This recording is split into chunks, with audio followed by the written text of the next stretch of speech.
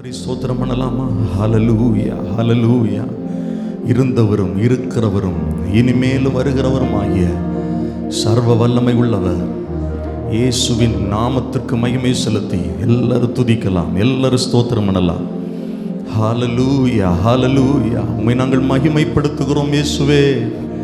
எங்கள் இருதயத்தின் ஆழத்தில் உம்மை ஸ்தோத்திரம் பண்ணுகிறோம். எங்களை பரிசுத்தப்படுத்துகிற உம்முடைய இரத்தத்திற்காய் ஸ்தோத்திரம், உம்முடைய மரணத்திற்காய் ஸ்தோத்திரம், உம்முடைய உயிர்த்தெழுதலுக்காய் ஸ்தோத்திரம்.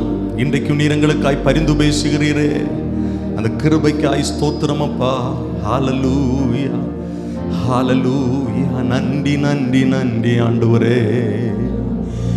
எங்கோ நான் வாழ்ந்தே அறியாமல் அலைந்தே என் நேசர் தேடி வந்தீ, நெஞ்சார அணைத்து முத்தங்கள் கொடுத்து நிழலாய் மாறிவிட்டீ. நெஞ்சார அணைத்து நெஞ்சார ஹல்லேலூயா நிழலாய் மாறிவிட்டீ. கரங்களை உயர்த்தி சொல்லுங்கள். நன்றி உமக்கு நன்றி ஐயா, நன்றி உமக்கு நன்றி. இருதயத்தின் ஆழத்திலிருந்து எல்லாருடைய கண்களும் மூடப்பட்டிருக்கட்டும். எங்கோ இருந்தோம், அவரை அறியாமல் இருந்தோம், நம்மை தேடி இயேசு வந்து அவருடைய இரத்தத்தை சிந்தி நம்மை மீட்டுக் கொண்டாரே, அவருடைய பிள்ளையாகவே மாற்றினாரே.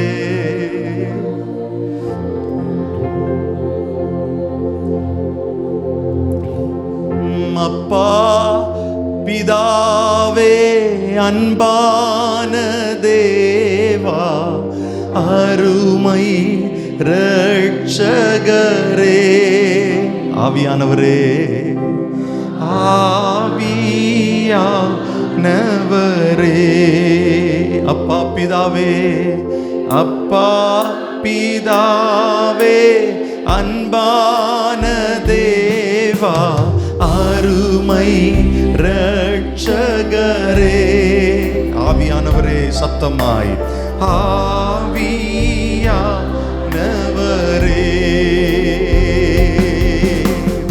எங்கோ நான் வாழ்ந்தே அறியாமல் அலைந்தே என் நேசர் தேடி வந்தீர்.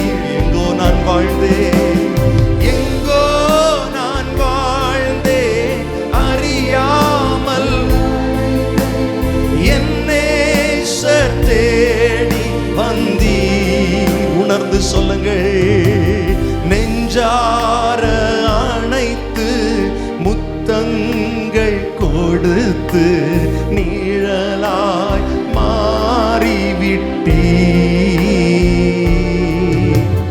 நெஞ்சார அணைத்து முத்தங்கள் கொடுத்து நிழலாய் மாறிவிட்டீ.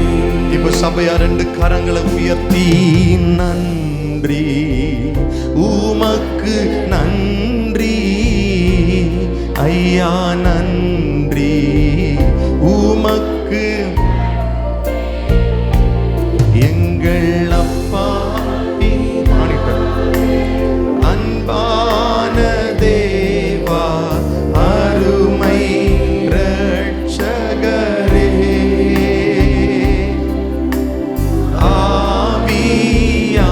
ஆவியானவரே.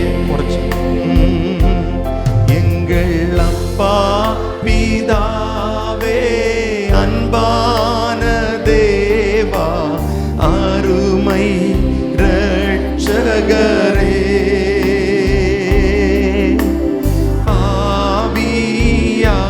ஆவியானவரே. உளையான சேற்றில் வாழ்ந்த என்னை தூக்கி எடுத்தீரே. உணர்வோடு சொல்லுங்கள். உளை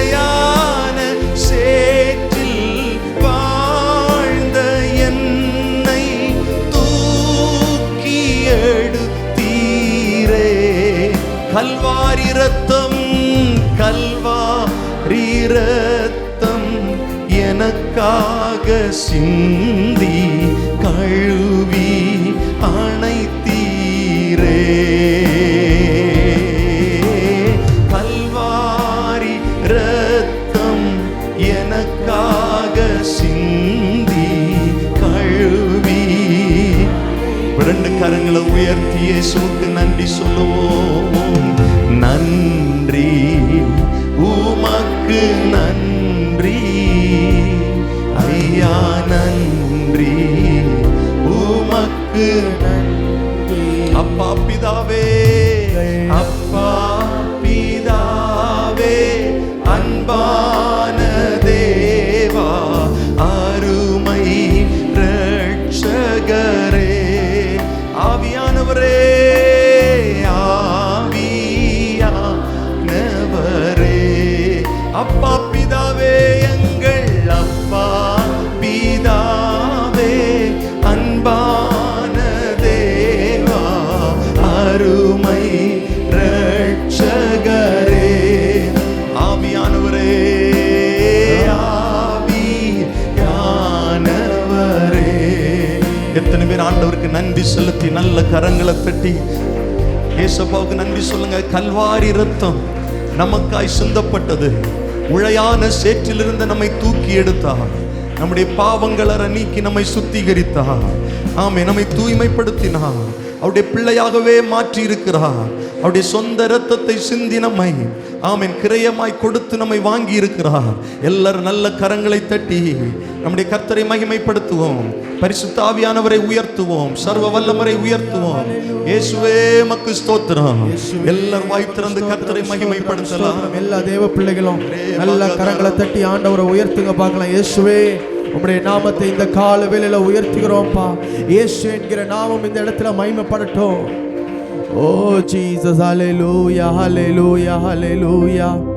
ரெண்டு கரங்களை உயர்த்தி ஆண்டவரை நோக்கி எத்தனை பேர் சொல்றீங்க, இயேசுவே இந்த வாரத்தின் முதல் நாளிலே உம்மை கடந்து வந்து கர்த்தாவை உம்மை ஆராதிக்கும்படி நீர் தந்த மகா பெரிய கிருபைக்காக நன்றி என்று சொல்லுகிற தேவ பிள்ளைகள் ரெண்டு கரங்களை உயர்த்தி ஆண்டவருக்கு நன்றி சொல்லுங்க பார்க்கலாம். இயேசுவே உமக்கு நன்றி தகப்பனே, உம்முடைய கிருபைக்காக நன்றி அப்பா. ஹல்லேலூயா, ஹல்லேலூயா.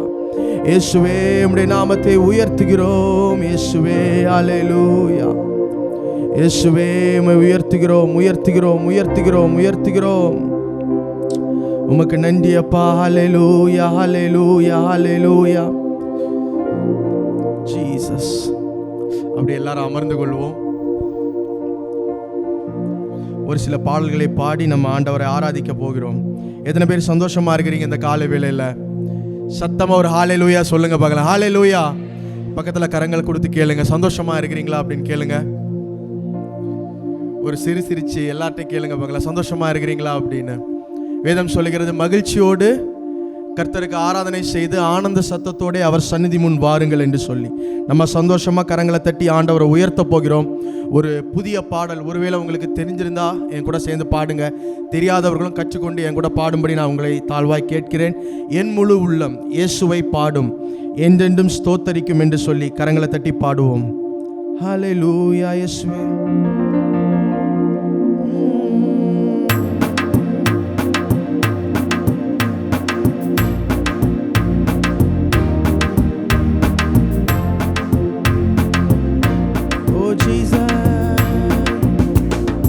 என் முழு உள்ளம் இயேசுவை பாடும், என்றென்றும் ஸ்தோத்தரிக்கும். அவர் செய்த நன்மைகள் யாவையும் எண்ணியே என் உள்ளம் என்றென்றும் போற்றும். சொல்லுங்க. என் முழு உள்ளம் இயேசுவை பாடும், என்றென்றும் ஸ்தோத்தரிக்கும். அவர் செய்த நன்மைகள் யாவையும் எண்ணியே ஆத்துமா ஆத்துமா பாடிடுதே, ஆத்துமனேசரன் இயேசுவையே. ஆத்துமா பாடிடுதே, ஆத்துமனேசரன் இயேசுவையே. துதித்திடும் என் உள்ளம் என்றும், போற்றிடும் என் உள்ளம் என்றும். சொல்லுங்க. துதித்திடும் என் உள்ளம் என்றும், போற்றிடும் என் உள்ளம் என்றும். இப்ப நீங்க பாடுங்க. என் முழு உள்ளம் இயேசுவை போற்றும், என்றென்றும் ஸ்தோத்தரிக்கும். அவர் செய்த நன்மைகள் யாவையும் எண்ணியே சொல்லுங்க. என் முழு உள்ளம், என் முழு உள்ளம் இயேசுவை பாடும், என்றென்றும் ஸ்தோத்தரிக்கும். அவர் செய்த நன்மைகள் யாவையும் எண்ணியே என் உள்ளம். நல்ல கையை தட்டி ஆத்துமா ஆத்துமா பாடிடுதே, ஆத்துமனேசரன் இயேசுவையே. ஆத்துமா பாடிடுதே, ஆத்துமனேசர் இயேசுவையே. துதித்திடும் என் உள்ளம் என்றும், போற்றிடும் என் உள்ளம் என்றும், துதித்திடும் என் உள்ளம் என்றும் போற்றிடும்.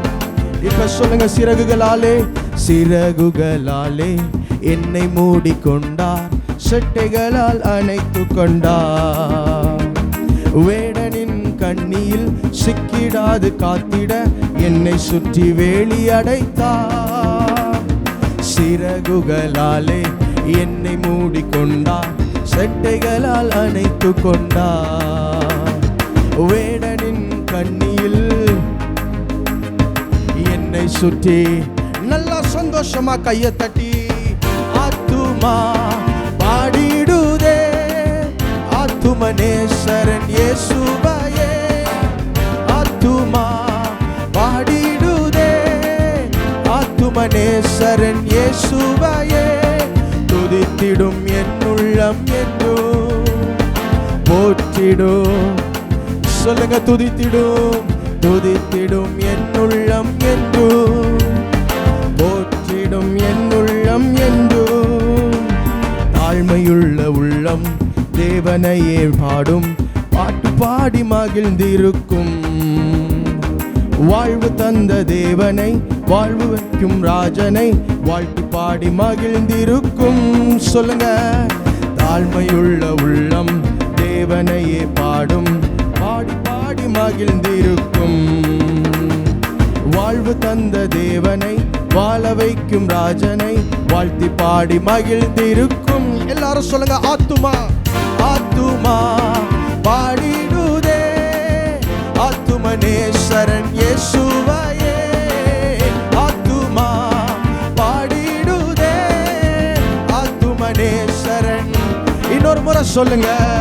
ஆத்துமா பாடிடுதே, ஆத்துமனேசரன் இயேசுவையே. ஆத்துமா பாடிடுதே, ஆத்துமனேசரன் இயேசுவையே. துதித்திடும் என் உள்ளம் என்றும், போற்றிடும் என் உள்ளம் என்றும். சொல்லுங்க. துதித்திடும், போற்றிடும் என் உள்ளம் என்றும். முகமுகமாக முகமுகமாக நேசரை காண்பேன், நித்தியமா மோட்ச வீட்டிலே.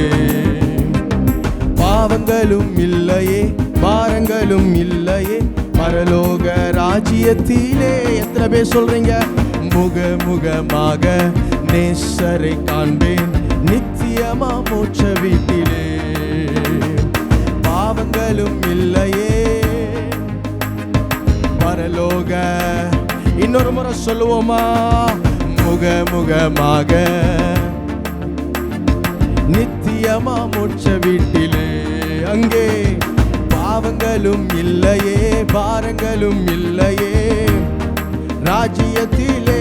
ஆத்துமா ஆத்துமா பாடிடுதே, ஆத்துமனேசரன் இயேசுவையே.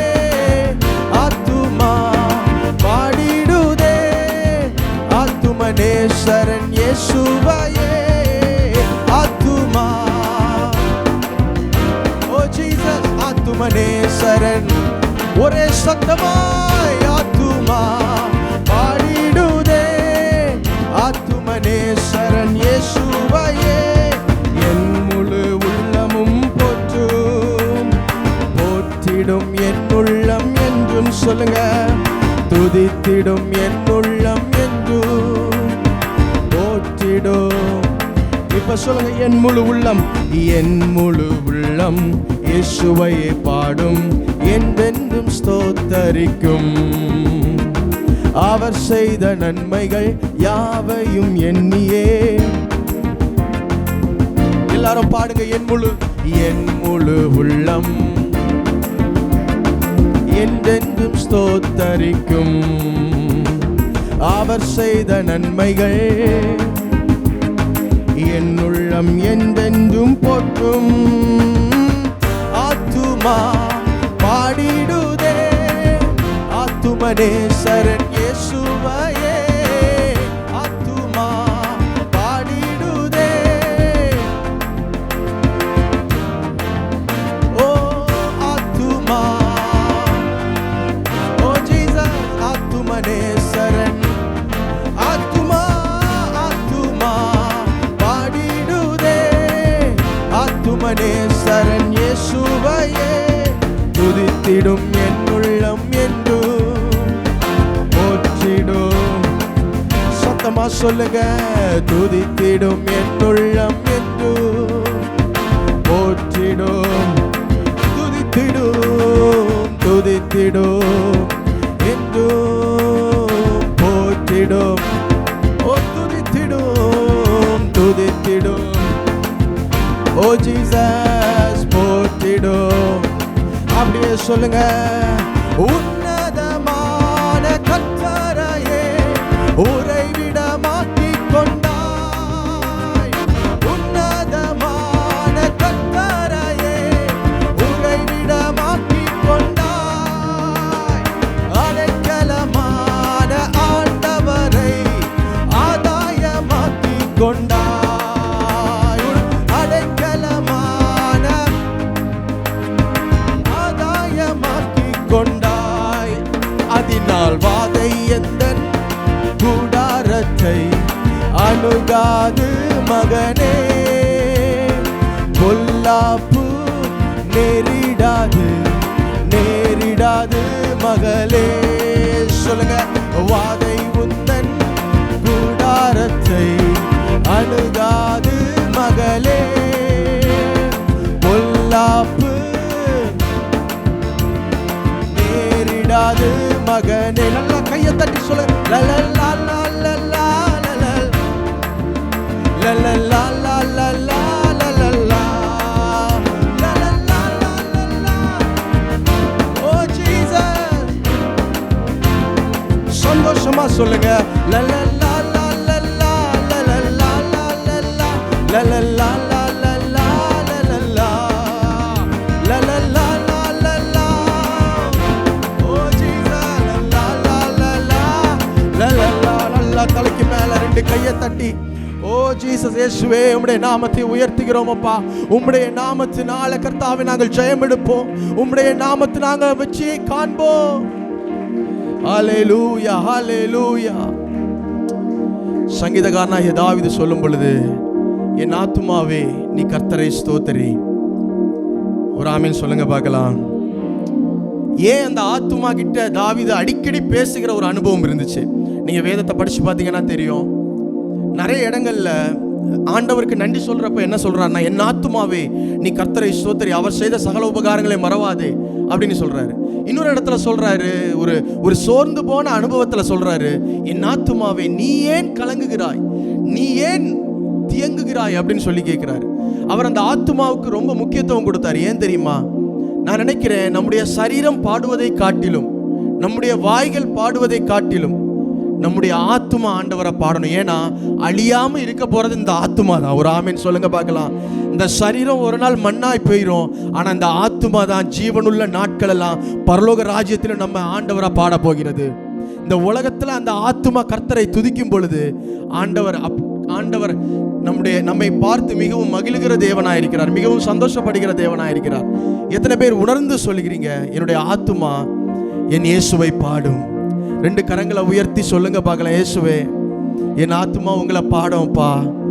நீங்க செய்த நன்மைகளை நினைத்து, நீ செய்த உபகாரங்களை நினைத்து, என்னுடைய குற்றங்களை மன்னித்திருக்கிறீர், என்னுடைய வியாதியை என்னிடத்திலிருந்து நீக்கி இருக்கிறீர், படுகுழியிலிருந்து என்னை நீர் மீட்டெடுத்திருக்கிறீர். இப்படிப்பட்ட நன்மைகளை நினைத்து என்னுடைய நாமம் இயேசுவே, என்னுடைய கர்த்தாவே, என்னுடைய ஆத்துமாவுமே பாடும் என்று சொல்லுகிற தேவ பிள்ளைகள் 2 கரங்களை உயர்த்தி சொல்லுங்க. ஆத்துமா பாடிடுதே ஆத்துமனேசரன் இயேசுவையே, ஆத்துமா பாடிடுதே ஆத்துமனேசரன் இயேசுவையே. இன்னொரு முறை சொல்லுங்க. ஆத்துமா ஆத்துமனேசர் ஆத்துமனேசரன் இயேசுவையே, ஆத்துமா பாடிடுதே ஆத்துமனேசரன் இயேசுவையே. துதித்திடும் என் உள்ளம் என்று, போற்றிடும் என் உள்ளம் என்று, துதித்திடும் ஓ ஜீசஸ், போற்றிடும் என் உள்ளம் என்றும். ஏன் தெரியுமா நம்ம ஆண்டவரை துதிக்கிறோம்? அவருடைய கிருபைகள், அவர் நம்மேல் வைத்த கிருபை பெரியது. எத்தனை பேர் ஆமென் சொல்றீங்க? இயேசு என் மேல் வைத்த கிருபை பெரியது என்று சொல்லுகிற தேவ பிள்ளைகள் சத்தமா கரங்களை உயர்த்தி ஆண்டவருக்கு நன்றி சொல்லுங்க பார்க்கலாம். இயேசுவே, நீர் எங்கள் மீது வைத்த உம்முடைய கிருபைக்காக நன்றி அப்பா. வேதம் சொல்லுகிறது, மலைகள் விலகினாலும் பர்வதங்கள் நிலை பெயர்ந்து போனாலும் அவருடைய கிருபை நம்மை விட்டு ஒருபோதும் விலகாது. ஹல்லேலூயா. எத்தனை பேர் அந்த கிருபைக்காக நன்றி சொல்றீங்க? இயேசுவே, அந்த கிருபைக்காக நன்றி அப்பா. அந்த கிருபை செய்த நன்மைகளை நினைக்கும் பொழுது என்னுடைய நாவினால சொல்லுகிற நன்றி போதாதப்பா. என் ஆத்துமா உமக்கு ஒரு நன்றியை சொல்லும் தகப்பனே. ஏனா நீர் என் மேல் வைத்த கிருபை பெரியது. ஹல்லேலூயா. நெருக்கப்பட்டும் மடிந்திடாமல் கர்த்தர்தாம் நம்மை காத்ததாலே. சொல்லுங்க. நெருக்கப்பட்டோ மடிந்திடாமல் காத்ததாலே. ஏன் தெரியுமா? அவர் நல்லவர், அவர் வல்லவர், அவர் கிருபை, அவர் நல்லவர், அவர் நல்லவர், அவர் கிருபை என்றும் உள்ளது. இந்த உலகத்துல எது வேணாலும் மாறுங்க. இந்த உலகத்துல நம்மள்ட்ட இருக்கிற சொத்து மாறி போகும். சில நேரம் நம்மள்ட்ட இருக்கிற நல்ல பலனா இருக்கிறதான சரீரம் சில நாட்கள்ல பலவீனம் அடைஞ்சிரும். எல்லாமே மாறி போகும். ஆனா நம்ம ஜீவனுள்ள நாட்கள் எல்லாம் வேதம் சொல்லுகிறது, மலைகள் விலகி போனாலும் பர்வதங்கள் நிலை பெயர்ந்து போனாலும் நீ சாகிற மட்டும், அதாவது கர்த்தரை விசுவாசிக்கிற தேவ பிள்ளைகளுக்கு சாகிற வரைக்கும் கிருபை அவர்களை விட்டு விலகாது. எத்தனை பேர் ஆமென் சொல்றீங்க? அப்படிப்பட்ட கிருபை எதனால வந்துச்சு தெரியுமா? இயேசு கிறிஸ்து தாழ்மையின் ரூபம் எடுத்து இந்த உலகத்துல வந்து நமக்காக ஜீவனை விட்டதனால் வந்திருக்கு. எத்தனை பேர் அந்த நன்றியுள்ள இருதயத்தோடு ஆண்டவரை உயர்த்த போறீங்க? சந்தோஷமா கரங்களை தட்டி பாடுவோம். தேவ கிருபை என்றும் உள்ளது, அவர் கிருபை என்றும் உள்ளது என்று சொல்லி கரங்களை தட்டி பாடுவோம்.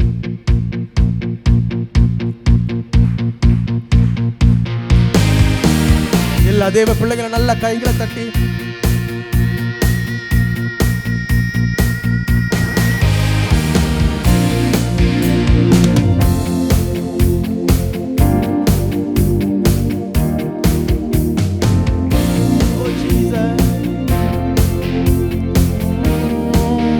சொல்லுங்க. தேவ கிருபை, தேவ கிருபை என்றும் உள்ளது, அவர் கிருபை என்றும் உள்ளது.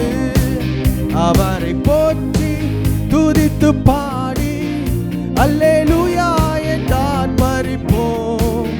அவரை போற்றி துதித்து பாடி அல்லேலூயா என்றார் பரிப்போம். பாடுங்க. தேவ கிருபை என்றும் உள்ளது, அவர் கிருபை என்றும் உள்ளது. அவரை போற்றி துதித்து பாடி அல்லேலூயா என்றார் பரிப்போம். அவரை போற்றி அல்லேலூயா என்றார் பரிப்போம். நெருக்கப்பட்டும் மடிந்திடாமல் கர்த்தர்தாம் நம்மை காத்ததாலே. நெருக்கப்பட்டும் மடிந்திடாமல் கர்த்தர்தாம் நம்மை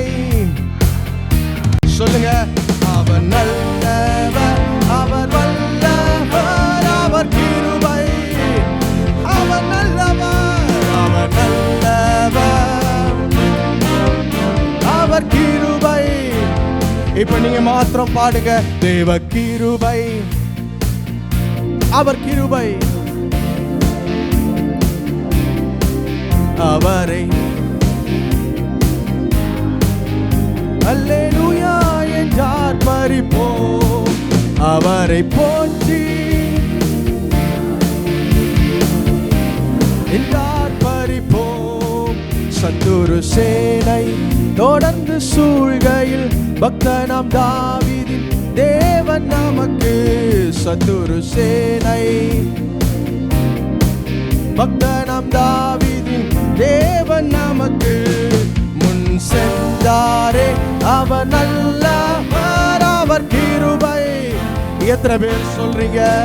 முன் சென்றாரே அவர் கிருபை. எத்தனை பேர் சொல்ல முடியும்? முன் சென்றாரே அவர் கிருபை என்றும் உள்ளது. முன் சென்றாரே அவர் கிருபை. இப்ப நீங்க மாத்திரம் பாடுங்க. தேவ கிருபை, தேவ கிருபை,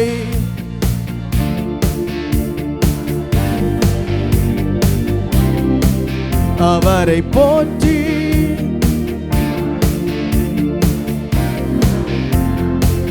ஓ ஜீசஸ், இயேசுவை போற்றி அல்லேலூயா என்றார் பறிப்போம்.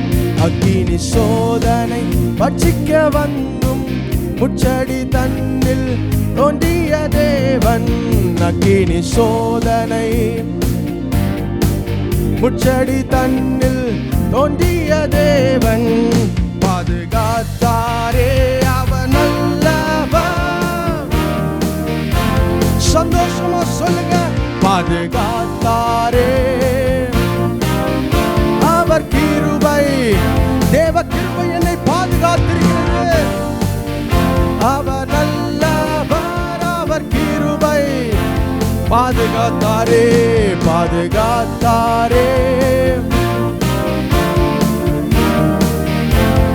இப்ப சொல்லுங்க. தேவ கிருபை, தேவ கிருபை,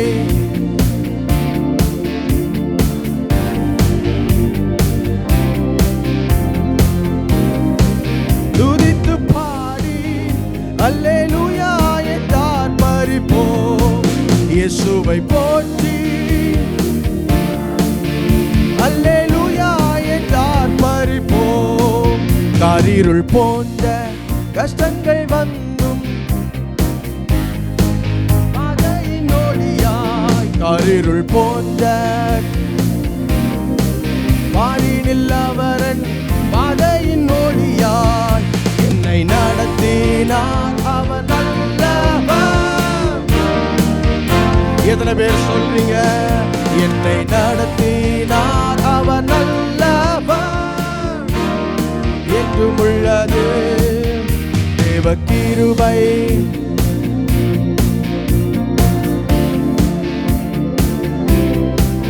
அவரை போற்றி துதித்து பாடி அல்லேலூயா என்றார் பறிப்போம். அவரை போற்றி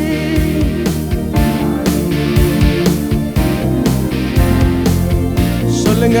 வெள்ளம் போல் நிந்தை மேற்கொள்ள வந்தும் வீரன் நெகேமியா ஆவியை அளித்தே. வெள்ளம் போல் நிந்தை மேற்கொள்ள வந்தும் வீரன் நெகேமியா ஆவியை அளித்தே. இட நம்பிக்கை தைரியம் நீந்தாரே. சொல்லுங்க. இட நம்பிக்கை தைரியம் நீந்தாரே அவர். ஓ திட நம்பிக்கை, திட நம்பி அவர் கிருபை. சொல்லுங்க. திட நம்பிக்கை, திட நம்பிக்கை அவர் கிருபை. இப்ப நீங்க மாத்திரம் பாடுங்க. தேவ கிருபை,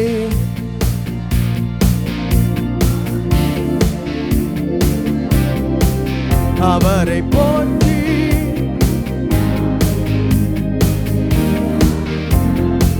இயேசுவை, இயேசுவை போற்றி துதித்து பாடி அல்லேலூயா என்றார் பறிப்போம்.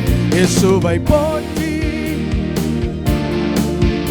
அல்லேலூயா என்றார் பறிப்போம். நல்ல தலைக்கு மேல ரெண்டு கையை தட்டி எத்தனை பேர் இயேசுவின் கிருபையை, கர்த்தர் நம்மேல் வைத்த கிருபையை பாடுகிறீங்க? இயேசுவை நோக்கி சொல்லுங்க, இயேசுவே கர்த்தர் ஒருவரே என்னை நடத்தி இருக்கிறீர், கர்த்தர் ஒருவரே என்னை தாங்கி இருக்கிறீர், கர்த்தர் ஒருவரே என்னை பலப்படுத்தி இருக்கிறீர், கர்த்தர் ஒருவரே என்னை ஆசீர்வதித்திருக்கிறீர். இதெல்லாம் ஏதோ சும்மா இல்லப்பா, நீங்க என் மேல் வைத்த கிருபை பெரியது, நீங்க என் மேல் பாராட்டின அன்பு பெரியது, நீர் என் மேல் வைத்த உம்முடைய தயவு பெரியது என்று சொல்லுகிற தேவ பிள்ளைகள் நல்லா தலைக்கு மேல ரெண்டு கையை தட்டி ஆண்டவரை நோக்கி சொல்லுங்க, இயேசுவே நீர் என் மேல் வைத்த கிருபை பெரியது.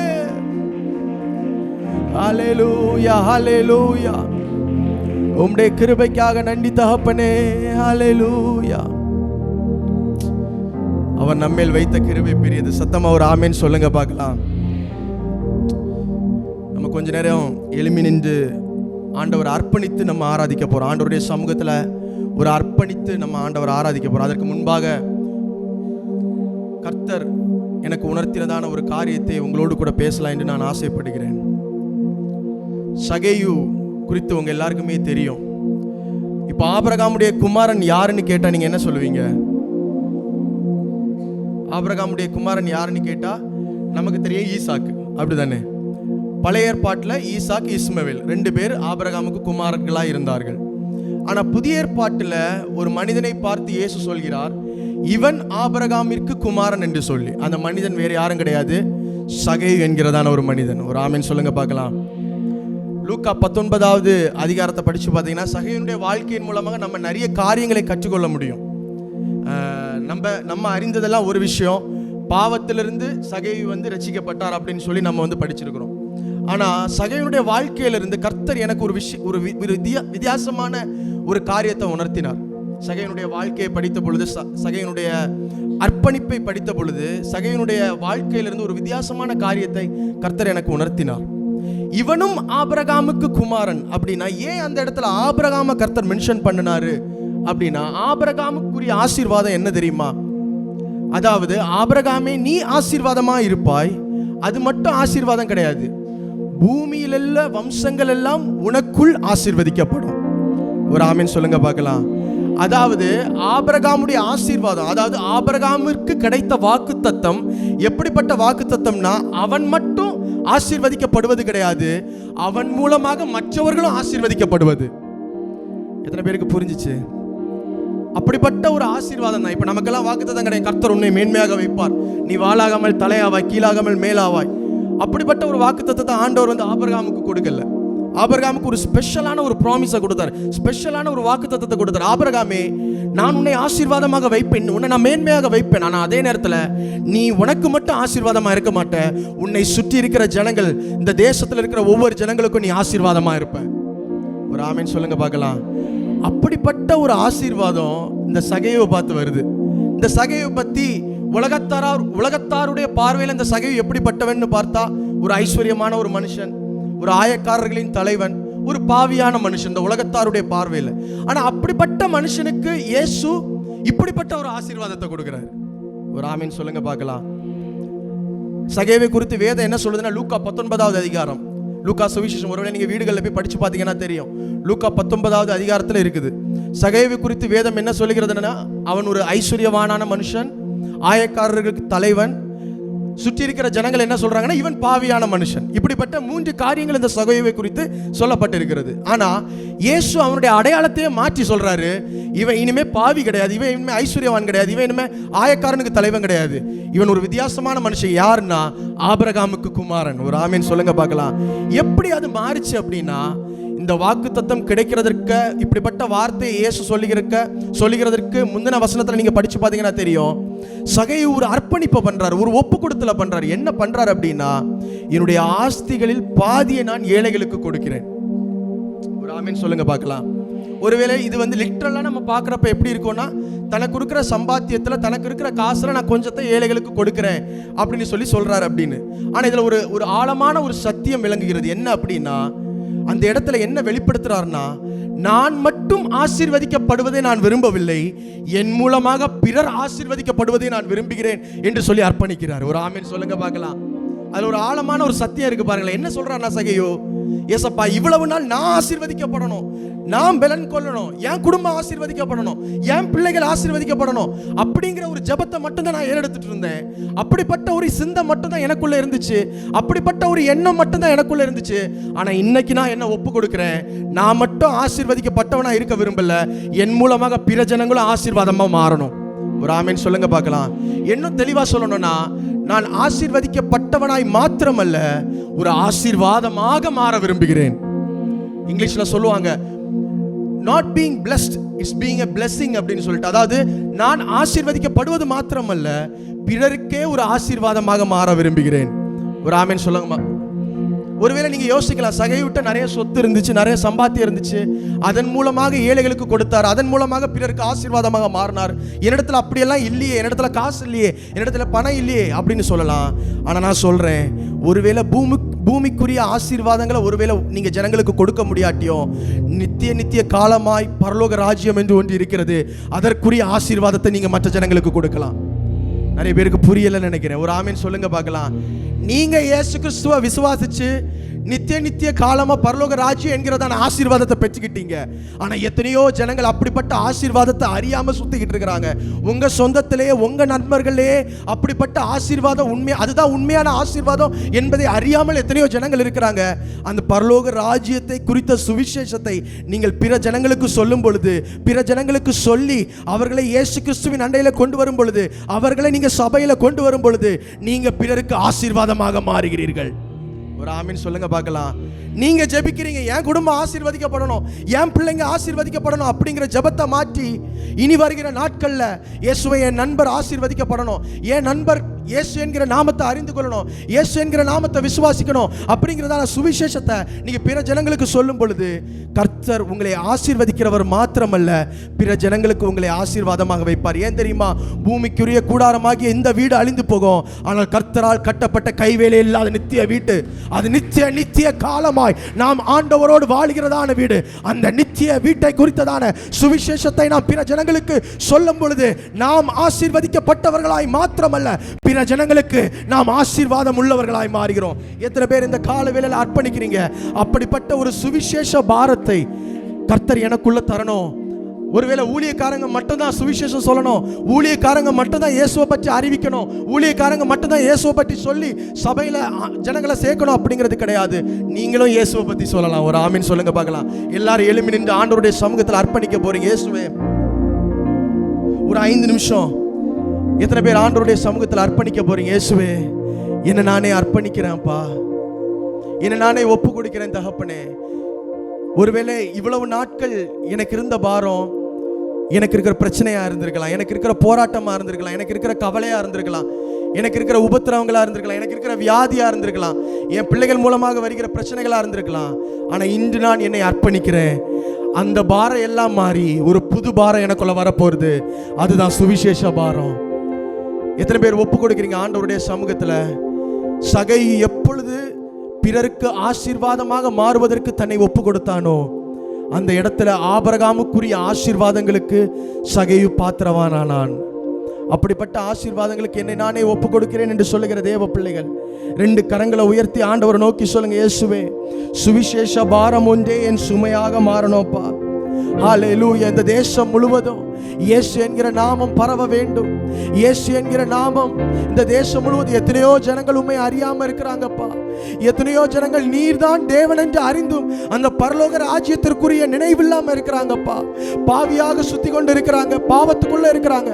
அப்படிப்பட்ட ஜனங்களை மீட்டெடுப்பதற்கு என்னை ஒரு கருவியா பயன்படுத்துங்கன்னு சொல்ற தேவ பிள்ளைகள் 2 கரங்களை உயர்த்தி ஆண்டவரை நோக்கி சொல்லுங்க பார்க்கலாம். இயேசுவே, நான் ஆசீர்வதிக்கப்படுவது மாத்திரமல்ல, பிறருக்கு ஒரு ஆசீர்வாதமாக இருக்க இந்த காலை வேளையில என்ன நான் அர்ப்பணிக்கிறேன்ப்பா. இயேசுவே, என் பலத்தினால முடியாது, என் திறமையினால சுவிசேஷம் சொல்ல முடியாது, என் பலத்தினால உங்களை பத்தி சொல்ல முடியாதப்பா. நீங்க தருகிற பலத்தினால, நீங்க தருகிற ஞானத்தினால, நீங்க தருகிற அறிவினால உங்களுக்காக ஒரு கூட்ட ஜனங்களை என்னால் ஆயத்தப்படுத்த முடியும்னு சொல்லுகிற தேவ பிள்ளைகள் 2 கரங்களை உயர்த்தி சொல்லுங்க. சுவிசேஷ பாரம் ஒன்றே என் சுமையாக மாற வேண்டும். சுவிசேஷ சுமையாக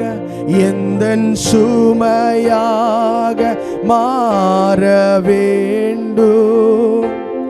என் செயல் எங்கும் நாமம் சொல்லுங்க. என் செயலை நாமம் சொல்ல. ஆராதனை ஆராதனை ஆராதனை ஆராதனை இயேசுவே. உமக்கு ஆராதனை அப்பா. ஆராதனை அன்பர் இயேசு, அன்பர் இயேசு. ஆவியான ஆவியான அன்பர் இயேசு, அன்பர் இயேசு. ஆவியான ஆவியான. இன்னொரு முறை அந்த வரியை பாடிடலாமா? சுவிசேஷபாரம் ஒன்றே என் சுமையாக. எத்தனை பேர் இயேசுவை உண்மையா அன்பு கூர்ந்து சொல்றீங்க? இயேசுவே, நான் ஆசீர்வதிக்கப்பட்டது மாத்திரமல்ல அப்பா, மாற வேண்டும் என் தேச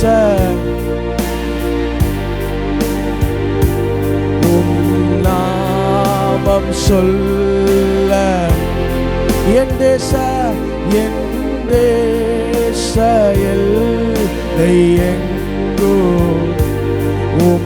நாமம். கரங்களை அசைத்து ஆராதனை ஆராதனை ஆராதனை ஆராதனை ஆராதனை ஆராதனை ஆராதனை எல்லா ரெண்டு கரங்களை உயர்த்தி அன்பரே சுராஜனுக்கே ஆவியான தேவனுக்கே. அன்பரேசு அன்பரேசுராஜனுக்கே ஆவியான தேவனுக்கே. உமக்குகந்த தூய பலிய இந்த உடலை ஒப்பு கொடுத்து சொல்லுங்கள், உணர்ந்து சொல்லுங்கள் சேர்ந்து. உமக்குகந்த தூய பலியாய் இந்த உடலை ஒப்பு கொடுத்தேன். ஆட்கொண்டு என்னை நீர் நடத்தும் அபிஷேகத்தாலே. எல்லா பிள்ளைகளும் சொல்லுங்கள், ஆட்கொண்டு என்னை நீர் நடத்தும் அபிஷேகத்தால். ரெண்டு கரங்களை வானத்துக்கு நேராய் உயர்த்தி ஆராதனை ஆராதனை ஆராதனை ஆராதனை ஆராதனை. ஹல்லேலூயா.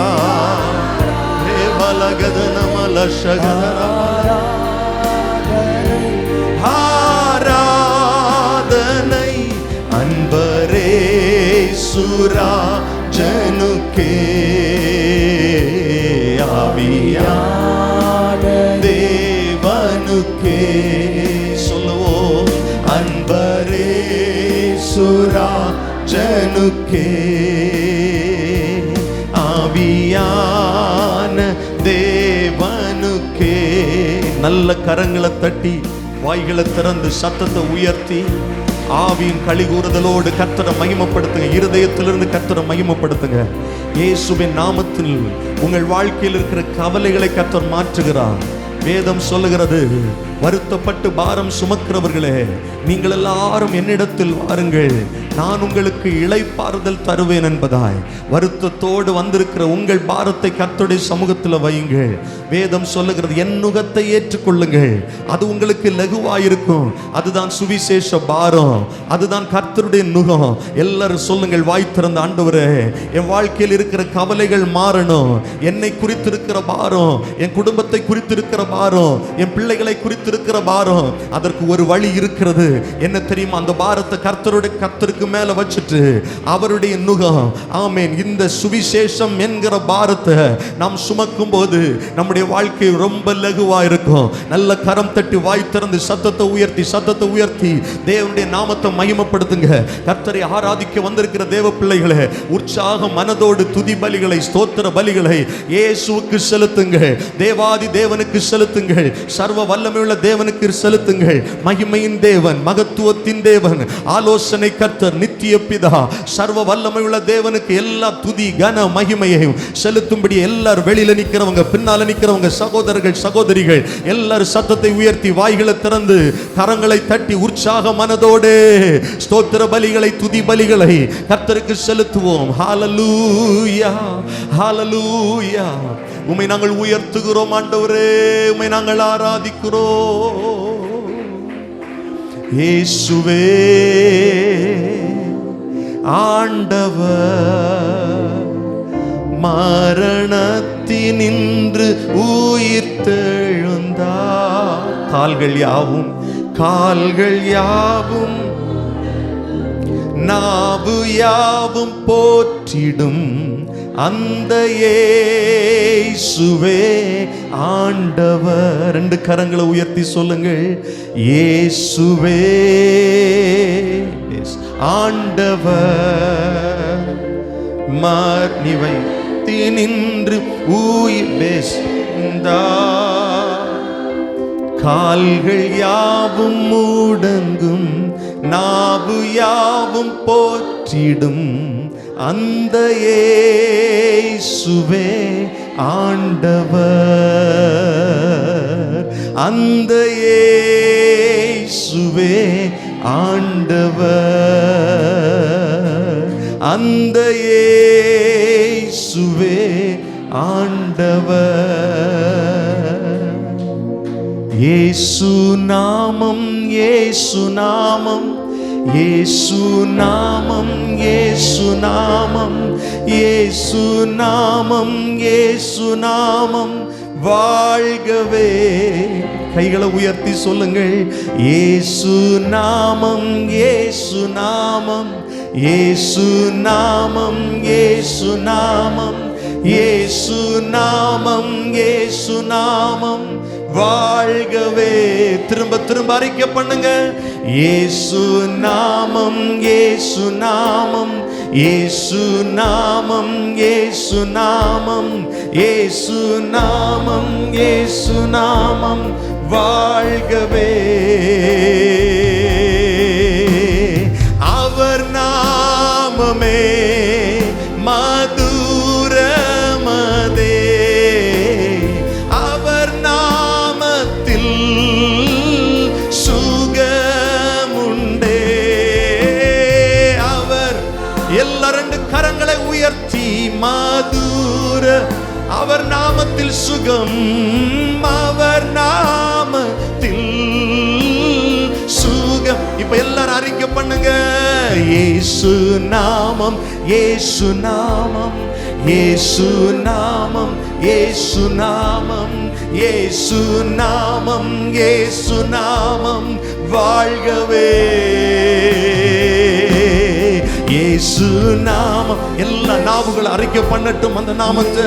இயேசுவின் நாமத்தை உயர்த்துங்க வாய் திறந்து சத்தமாய். இயேசு நாமம், இயேசு நாமம் வாழ்கவே. இயேசு நாமம், இயேசு நாமம், இயேசு நாமம். அவருடைய நாமத்தை உயர்த்துற இடத்துல தடைகள் விலகுகிறது. உங்க குடும்பத்தில் வெற்றி வருகிறது. வாசல்கள் திறக்கிறது. கர்த்தருடைய நாமத்தை உயர்த்த உயர்த்த சத்துருடைய கிரியைகள் விலகுகிறது. இயேசு நாமம், இயேசு நாமம், இயேசு நாமம். ஹல்லேலூயா. இயேசு நாமம் வாழ்கவே. நல்ல கைகளை தட்டி இயேசுவே நீர் வாழ்க. சர்வ வல்லமை உள்ளவரே நீர் வாழ்க. சாவை வென்றவரே நீர் வாழ்க. உயிர்த்தெழுந்தவரே நீர் வாழ்க. சதா காலங்களிலும் உயிரோடு இருக்கிறவரே எங்கள் தெய்வமே. ரிபகலதனமா ரேபலக ஷகடதர உரகதனே ரியாந்தர பலக ஷகடதர. ஹல்லேலூயா, ஹல்லேலூயா. உயிர்த்தெழுந்த இயேசுவின் நாமத்தை உயர்த்துகிறோம். சத்ருவை வென்ற இயேசுவின் நாமத்தை உயர்த்துகிறோம். மரணத்தின் அதிகாரியாகிய பிசாசானவனை தன்னுடைய மரணத்தால் ஜெயித்த சர்வ வல்லமை உள்ள சர்வ வியாபி இயேசுவின் நாமத்தை சபை நடுவில் உயர்த்துகிறோம், ஆராதிக்கிறோம். அவரே துதிக்கு பாத்திரர், அவரே கனத்திற்கு பாத்திரர். எல்லா நாமத்திலும் மேலான நாமத்தை உடையவரே நாங்கள் உம்மை ஆராதிக்கிறோம். ஹல்லேலூயா, ஹல்லேலூயா. கடந்த வாரமெல்லாம் கர்த்தர் நம்மை கிருபையாய் நடத்தினார். 2 கரங்களை உயர்த்தி கர்த்தரை ஸ்தோத்திரம் பண்ணுவோம். சத்தத்தை உயர்த்தி நம்மை கர்த்தர் பாதுகாத்தார். நம்முடைய குடும்பங்களை கர்த்தர் நடத்தின அன்பிற்காய் 2 கரங்களை உயர்த்தி சத்தமாய் கர்த்தரை ஸ்தோத்திரம் பண்ணுவோம். ஹல்லேலூயா. நன்றி பரிசுத்த ஆவியானவரே. வருகிற வாரம் முழுவதும் கர்த்தர் நம்மை நடத்தும்படி, நம்முடைய குடும்பங்களை பாதுகாக்கும்படி, நம்முடைய பிள்ளைகளை பாதுகாக்கும்படி, போகையிலும் வருகையிலும் ஆண்டுடைய கரம் கூட இருக்கும்படி அருகில் இருக்கிற ஒருவருடைய கரங்களை ஒருவர் பிடித்து நம்ம ஜெபம் பண்ண போகிறோம். ஆண்டவரே, ஆண்டவரே, கர்த்தர் நகரத்தை காவாராயில் காவலாளிகள் விழித்திருக்கிறது விருதா, காவலாளிகள் விழித்திருக்கிறது விருதா. நீங்க தான் எங்களை பாதுகாக்கணும், எங்க குடும்பங்களை பாதுகாக்கணும், எங்கள் பிரயாணங்களை பாதுகாக்கணும், எங்கள் பிள்ளைகளை பாதுகாக்கணும், எங்கள் சொந்தங்களை பாதுகாக்கணும், எங்கள் குழந்தைகளை பாதுகாக்கணும். ஆண்டவரே, ஆண்டவரேன்னு சொல்லி கூப்பிடுங்க. வெளிநாடுகளில், வெளியூர்களில் படிப்பு நிமித்தம், வேலை நிமித்தம் இருக்கிற நமக்கு அருமையானவர்களை, நம்முடைய விசுவாச குடும்பங்களை சார்ந்த சகோதரர்களை, சகோதரிகளை கர்த்தர் பாதுகாக்கும்படி ஸ்தோத்திரம் பண்ணுவோம். தொழிலுக்கு செல்லுகிறவர்களை பாதுகாக்கும்படி, வேலைக்கு செல்லுகிறவர்களை பாதுகாக்கும்படி, குடும்பத்தை நடத்துகிறவர்களை பாதுகாக்கும்படி, ஸ்கூல்ஸுக்கு போகிற பிள்ளைகளை, காலேஜுக்கு போகிற பிள்ளைகளை கர்த்தர் பாதுகாக்கும்படி எல்லாரும் கர்த்தரை ஸ்தோத்திரம் பண்ணலாம். ஆண்டவரே, உம்முடைய பாதுகாப்பு எங்கள் குடும்பத்துக்கு தேவை. ஆண்டவரே, ஹல்லேலூயா. அருமையான சகோதரி பெலிண்டா அவர்கள் இன்னைக்கு அவங்களால வர முடியல. அவங்க ஒரு சாட்சி சொல்ல கேட்டாங்க. ஆமே, 2 கரங்களை உயர்த்தி ஆண்டவருக்கு நன்றி சொல்ல போறோம். அவங்க மகன் கடந்த வாரத்தில் நீ கேள்விப்பட்டிருப்பீங்க, ஸ்காட் கிறிஸ்டியன் காலேஜில் இருந்து ஒரு வாகனம் சுற்றுலாவுக்காக மூணாறு பகுதிக்கு கேரளாவுக்கு சென்றபோது ஒரு பெரிய கோர விபத்து நடந்தது. 45 பேர் பயணித்த அந்த இதில் விபத்தில் 3 பிள்ளைகள் மரித்து போனார்கள். அந்த 45 பேரில் நம்முடைய சபையை சார்ந்த சகோதரி பெலிண்டா அவருடைய பிள்ளையும் ஒரு மகன். ஒரு காயமும் இன்றி அவனை கர்த்தர் தப்பு பண்ணியிருக்கிறார். நல்ல ஆண்டவரை மகிமைப்படுத்துங்க பார்க்கலாம். நல்ல கர்த்தரை மகிமைப்படுத்துங்க பார்க்கலாம். நம்முடைய ஜெபங்கள் வீண் போவது இல்லை. நம்முடைய விசுவாச குடும்பங்களை கர்த்தர் பாதுகாக்கணும்னு சொல்லி ஜெபிக்கிற ஜெபங்கள் வீண் போவது இல்லை. நம்முடைய பிள்ளைகளை கர்த்தர் பாதுகாக்கணும்னு சொல்லி ஜெபிக்கிற ஜெபங்கள் வீண் போவது இல்லை. நம்முடைய ஆண்டவர் ஜீவன் உள்ளவர். நம்முடைய எளிய ஜெபங்களுக்கு பதில் கொடுக்கிறவர். 4 பிள்ளைகளுக்கு தான் காயம் இல்லை, அதுல நம்ம பிள்ளை 1. ஆண்டவர் நம்முடைய ஜெபங்களை கிருபையா கேட்கிறார். வருகிற வாரம் முழுவதும் கர்த்தர் பாதுகாக்கும்படி 2 கரங்களை உயர்த்தி கர்த்தரை ஸ்தோத்திரம் பண்ணிடுவோம். சொந்தமான வீடு இல்லாதவர்களுக்கு கர்த்தர் சீக்கிரமாய் சொந்தமான வீட்டை கொடுக்கும்படி கரங்களை உயர்த்தி ஸ்தோத்திரம் பண்ணுவோம். இது போல கோர விபத்துகள் நம்முடைய தேசத்தில் இனி வரக்கூடாது, நம்முடைய பட்டணத்தில் வரக்கூடாது, நம்முடைய கிராமங்களில் வரக்கூடாது. 2 கரங்களை உயர்த்தி ஆண்டவரே, விபத்துகள் வராமல் கர்த்தர் பாதுகாத்துக் கொள்ளுங்க. சாலை ஓரங்கள் நம்முடைய இரத்தத்தை தெளித்து ஜெபிக்கிறோம். வாகனங்கள் நம்முடைய இரத்தத்தை தெளித்து ஜெபிக்கிறோம். ஆண்டவரே, சடுதியாய் வருகிற விபத்துகள், நாச மோசங்கள், இவைகளிலிருந்து எங்கள் ஜனங்களை கர்த்தர் பாதுகாக்கணும் ஆண்டவரே. உயிர் சேதங்கள் வராமல் பாதுகாக்கணும் ஆண்டவரே. நாச மோசங்கள் வராமல் பாதுகாக்கணும் ஆண்டவரே. நன்றி அப்பா. நம்முடைய தேசம் ரட்சிக்கப்படும்படி கரங்களை உயர்த்தி ஸ்தோத்திரம் பண்ணுவோம். நம்முடைய சபையை சுற்றிலும் இருக்கிற கிராம மக்கள் ரட்சிக்கப்படும்படி எல்லாரும் கர்த்தரை ஸ்தோத்திரம் பண்ணுவோம். நம்முடைய சபையை சார்ந்த பிள்ளைகள் அநேகர் தேர்வு எழுதி கொண்டிருக்கிறார்கள். அநேகருக்கு எக்ஸாம் ஆரம்பமாக போகிறது. எல்லா 2 கரங்களை உயர்த்தி ஆண்டவரே, இந்த கல்வி ஆண்டில் நல்ல மதிப்பெண்களோடு எங்கள் பிள்ளைகள் வெற்றி பெற நல்ல ஞானத்தினால நிரப்புங்க ஆண்டவரே. விசேஷித்த ஞாபக சக்தியினால நிரப்புங்க ஆண்டவரே. எங்கள் பிள்ளைகளை கர்த்தர் பாதுகாத்துக் கொள்ளுங்க. இந்த நாட்கள் எந்த வியாதிகளும் பிள்ளைகளுக்கு வராதபடிக்கு பாதுகாத்துக் கொள்ளுங்கப்பா. உங்க நாம மாத்திரம் உயர்த்தப்பட ஜெபிக்கிறோம், எங்களை தாழ்த்துகிறோம். தொடர்ந்து கர்த்தர் எங்கள் நடுவில் மகிமைப்படுவீராக. ஆமென். இன்னும் ஒரு ஜெப குறிப்பு இருக்கிறது. அப்படியே 2 கரங்களை உயர்த்தி, அருமையான ஒரு சகோதரி இங்கே இருக்கிறாங்க, மரிய குரட்டி. அவங்க கிட்னியில் ஸ்டோன் இருக்கிறதாக மருத்துவர்கள் சொல்லி இருக்கிறாங்க. 2 கரங்களை உயர்த்தி பரிபூரணமான விடுதலையை கர்த்தர் கொடுக்கும்படி அவங்க ஜெபிக்க கேட்டிருக்கிறாங்க. ஆண்டவர் இறங்கி ஒரு அற்புதத்தை செய்யும்படி சபையார் எல்லாரும் ஊக்கமா 2 கரங்களை உயர்த்தி ஸ்தோத்திரம் பண்ணும். ஆண்டவரே, பலவீனமான அந்த பகுதியில் கர்த்தருடைய பலனுள்ள கரம் தொடுவதாக. யெகோவா ராஃபாவின் பரிபூரண சுகத்தை அவர்கள் பெறுவார்களாக. அதே போல அருமையான தம்பி ரீபன் நாகர்கோவில் கிம்ஸ் மருத்துவமனையில் அனுமதிக்கப்பட்டிருக்கிறாங்க. கடந்த நாட்களில் அவங்க ஐசியூவில் இருந்தாங்க. ஆண்டுடைய கிருபை நான் போய் பார்த்து ஜெபித்தேன். ஆண்டவர் கிருபையாக இறங்கி இப்போ ரூமுக்கு வந்துட்டாங்க.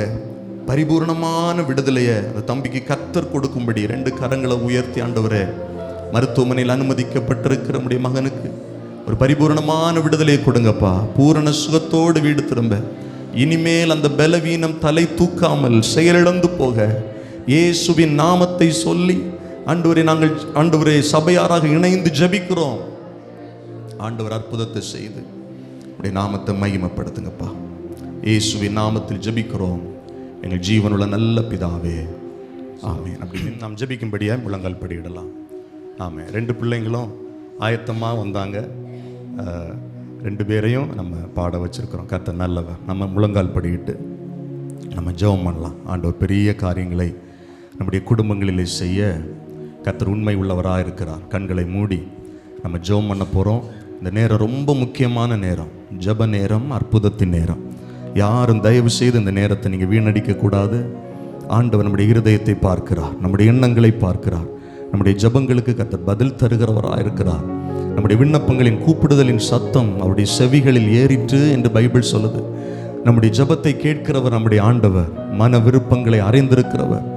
மன தாழ்மையோடு ஜபிக்கிற ஜபங்களுக்கு பதில் தருவார். பைபிள் சொல்லுது, தாழ்மை உள்ளவர்களுக்கு கர்த்தர் கிருபை அளிக்கிறார். தாழ்மை உள்ளவர்களுக்கு கர்த்தர் கிருபை அளிக்கிறார். தாழ்மையோடு ஆண்டுடைய சமூகத்தில் இயேசுவே என்று கூப்பிட்டு ஜெபம் பண்ணுவீங்களா? இயேசுவே என்று கூப்பிட்டு ஜெபம் பண்ணுவீங்களா? உங்களுடைய வழிகளை கர்த்தருக்கு ஒப்புவீங்கள். அவரே காரியத்தை வாய்க்க பண்ணுவார். கர்த்தரே காரியத்தை வாய்க்க பண்ணுவார். நிறைய காரியங்களை நீங்கள் முயற்சி செய்கிறீங்க, போராடுறீங்க, உழைக்கிறீங்க, போறீங்க. எல்லா காரியத்தையும் ஆண்டுடைய சமூகத்தில் ஒப்புவித்து இப்போ ஜெபம் பண்ண போகிறோம். உங்கள் பிள்ளைகளுடைய வாழ்க்கை, உங்களுடைய எதிர்கால திட்டங்கள், உங்களுடைய குடும்ப வாழ்க்கை எல்லாவற்றிலும் ஆண்டவர் ஆசீர்வாதத்தை கட்டளையிட உண்மை உள்ளவராக இருக்கிறார். எல்லாரும் நல்ல கரங்களை தட்டி ஜெபிக்க ஆரம்பிக்கலாமா? நம்முடைய தேவைகளை அறிந்த தேவன் ஒருவர் இருக்கிறார். யெகோவா ஈரே, அந்த நாமத்தை சொல்லி ஜெபம் பண்ணுங்க. யெகோவா ஈரே, என் தேவைகளை சந்திக்கிறவர் இயேசு, என் தேவைகளை அறிந்தவர் இயேசு. கர்த்தருடைய பர்வதத்தில் எல்லாம் பார்த்து கொள்ளப்படும். கர்த்தருடைய பர்வதத்தில் எல்லாம் பார்த்து கொள்ளப்படும். எல்லாரும் நல்ல கரங்களை தட்டி உற்சாக மனதோடு ஸ்தோத்திர பலியோடு ஆண்டுடைய சமூகத்தில் உங்கள் தேவைகளை தெரியப்படுத்துங்கள், உங்கள் விண்ணப்பங்களை தெரியப்படுத்துங்கள். எல்லா புத்திக்கும் மேலான தேவ சமாதானம் உங்கள் இருதயங்களை சிந்தைகளை மாளுகை செய்யும். யாரும் மௌனமா இருக்கக்கூடாது, எல்லாரும் ஜெபிக்கணும். ஒவ்வொரு தேவைகளோடு நீங்க வந்திருப்பீங்க.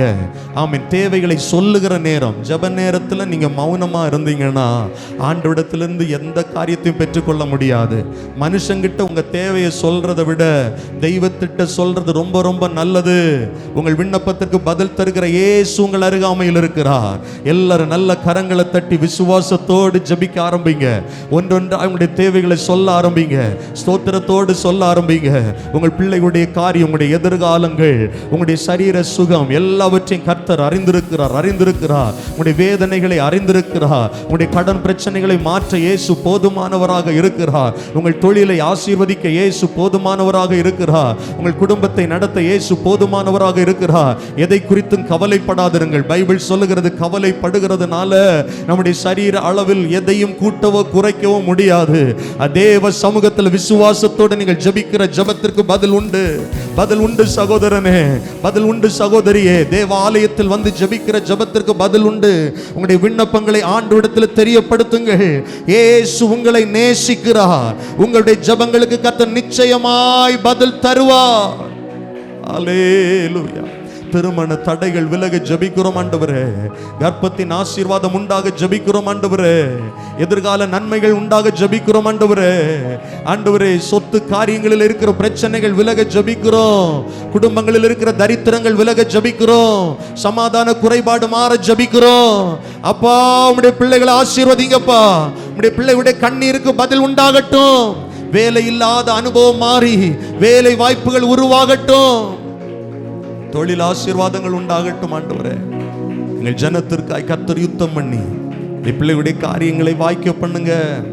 உங்க நாம மாத்திரம் உயர்ந்திருக்கட்டும். இயேசுவின் நாமத்தில் ஜெபிக்கிறோம் நல்ல பிதாவே, ஆமென். நம்ம எல்லாரும் அப்படி எழுந்து நிற்கலாமா? ஹல்லேலூயா. Thank you Jesus. என் முழு உள்ளம் இயேசுவை பாடும், என்றென்றும் ஸ்தோத்தரிக்கும்.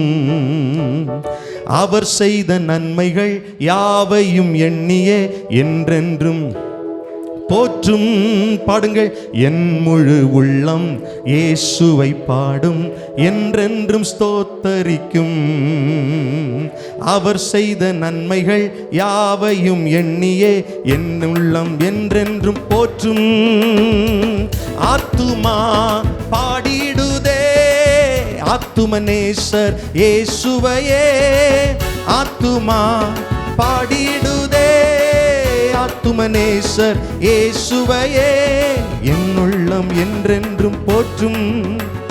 போற்றிடும் என் உள்ளம் என்றும். கைத்தட்டி பாடுவோம்.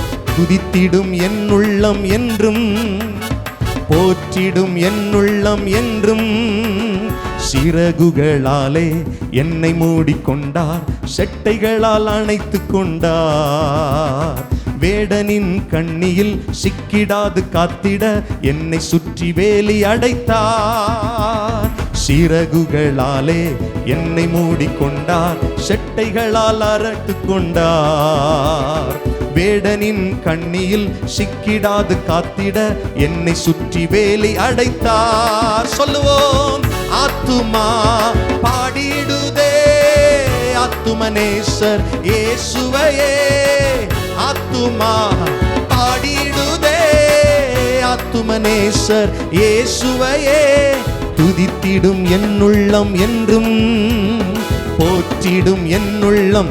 நல்ல கையை தட்டி சொல்லுங்கள். துதித்திடும் என் உள்ளம். ஆமென். போற்றிடும் என் உள்ளம் என்றும். தாழ்மையுள்ள உள்ளம் தேவனையே பாடும், பாடி பாடி மகிழ்ந்திருக்கும். வாழ்வு தந்த தேவனை, வாழ வைக்கும் ராஜனை வாழ்த்தி பாடி மகிழ்ந்திருக்கும். தாழ்மையுள்ள உள்ளம் தேவனையே பாடும், பாடி பாடி மகிழ்ந்திருக்கும்.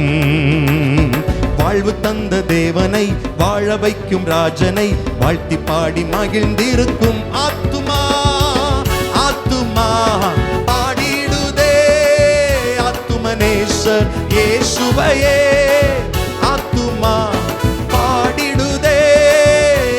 எபனேசர் இயேசுவையே என் உள்ளம் துதித்திடும், போற்றிடும் என் உள்ளம் என்றும் துதித்திடும், துதித்திடும் என் உள்ளம் என்றும் போற்றிடும் என் உள்ளம் என்றும்.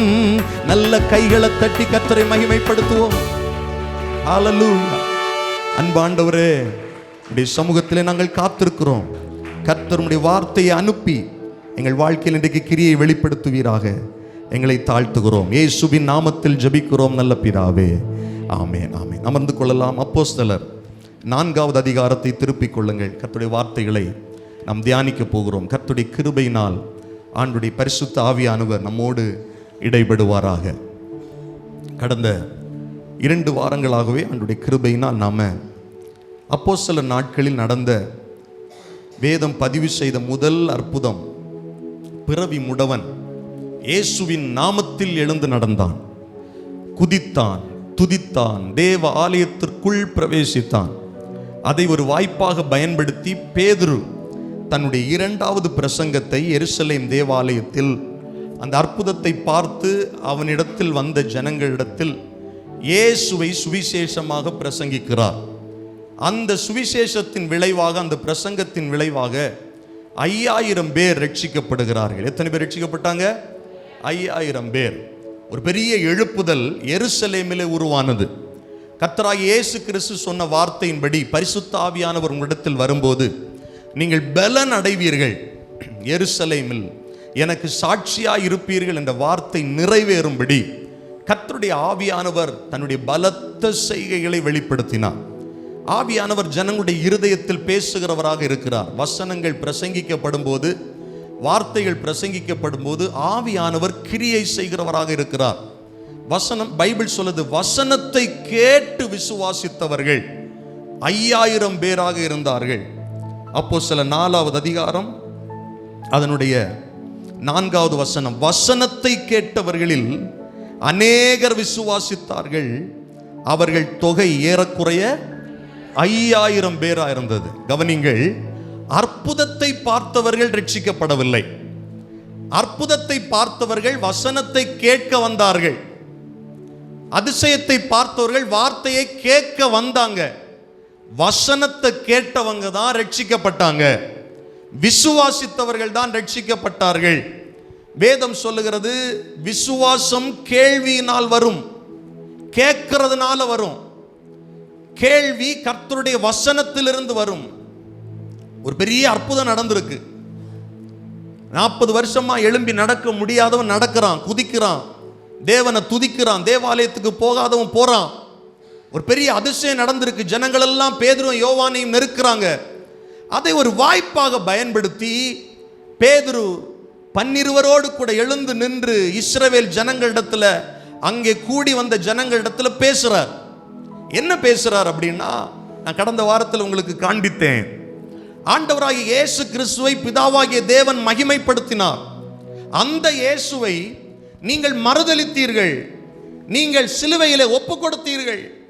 நீங்கள் பிலாத்து அவரை விடுதலையாக்க மனதா இருந்த போது பரபாசை உங்களுக்காய் விடுதலையாக்க பண்ணி கிறிஸ்துவை சிலுவையிலே ஒப்பு கொடுத்தீர்கள். அந்த இயேசுவை பிதாவாகிய தேவன் மரித்தோரிலிருந்து உயிரோடு எழுப்பினார். ஜீவாதிபதியை நீங்கள் கொலை செய்தீர்கள். அந்த உயிர்த்தெழுந்த இயேசுவின் நாமத்தில் தான் நீங்கள் நன்கு அறிந்து கேட்டிருக்கிற இந்த மனிதனை சர்வாங்க சுகம் பெறும்படி இயேசுவின் நாமமே இவனை விடுதலை ஆக்கினது என்று சொன்னதும் அல்லாமல், அதனால உங்க இருதயம் குத்தப்பட்டிருக்கு, குற்ற மனசாட்சியோடு நிற்கிறீங்க, பயப்படாதீங்க, உங்களுக்காய் ஒரு தருணம் வைக்கப்பட்டிருக்கிறது, நீங்கள் இதை அறியாமல் செய்தீர்கள் என்று எனக்கு தெரியும், உங்களுக்கான ஒரு வாய்ப்பு இருக்கிறது, இப்பொழுது ஒன்று செய்யுங்கள், மனம் திரும்பி குணப்படுங்கள், இயேசுவை ஏற்றுக்கொள்ளுங்கள், இயேசுடைய வருகைக்கு ஆயத்தமாகுங்கள் என்று பிரசங்கம் பண்ண போது எத்தனை பேர் வசனத்தை கேட்டவங்க ரட்சிக்கப்பட்டாங்க? 5000 பேர் ரட்சிக்கப்பட்டாங்க. அல்லேலூயா, ஹல்லேலூயா. பேதுரு கல்லாதவர், படிப்பறிவில்லாதவர், ஆனா வேத வசனங்களை எடுத்து காண்பிக்கிறார். மோசே மூலமாக சொல்லப்பட்டவர் இவர்தான், நியாயப்பிரமாணத்தில் எழுதப்பட்டவர் இவர்தான், இவரை குறித்துதான் மோசே சொன்னார், நம் நடுவில் ஒரு என்னை போல ஒரு தீர்க்கதரிசியை எழுப்புவார் கர்த்தர், அவர் சொல்லும் எல்லாவற்றுக்கும் அவருக்கு செவி கொடுங்க. அவர் சொல் கேளாதவன் ஜனத்தில் இராதபடி நிர்மூலமாக்கப்படுவான். மோசே இவரை பத்தி தான் பேசினாரு.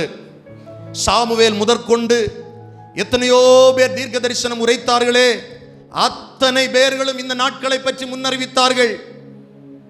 நீங்கள் இந்த தீர்க்கதரிசிக்கு புத்திரராத்தனை இருக்கிறீங்க, மோசேயுடைய புத்திரராத்தனை இருக்கிறீங்க, சாமுவேலுடைய புத்திரராத்தனை இருக்கிறீங்க. இந்த இயேசுவை நீங்கள் ஏற்றுக்கொள்ளுங்கள்.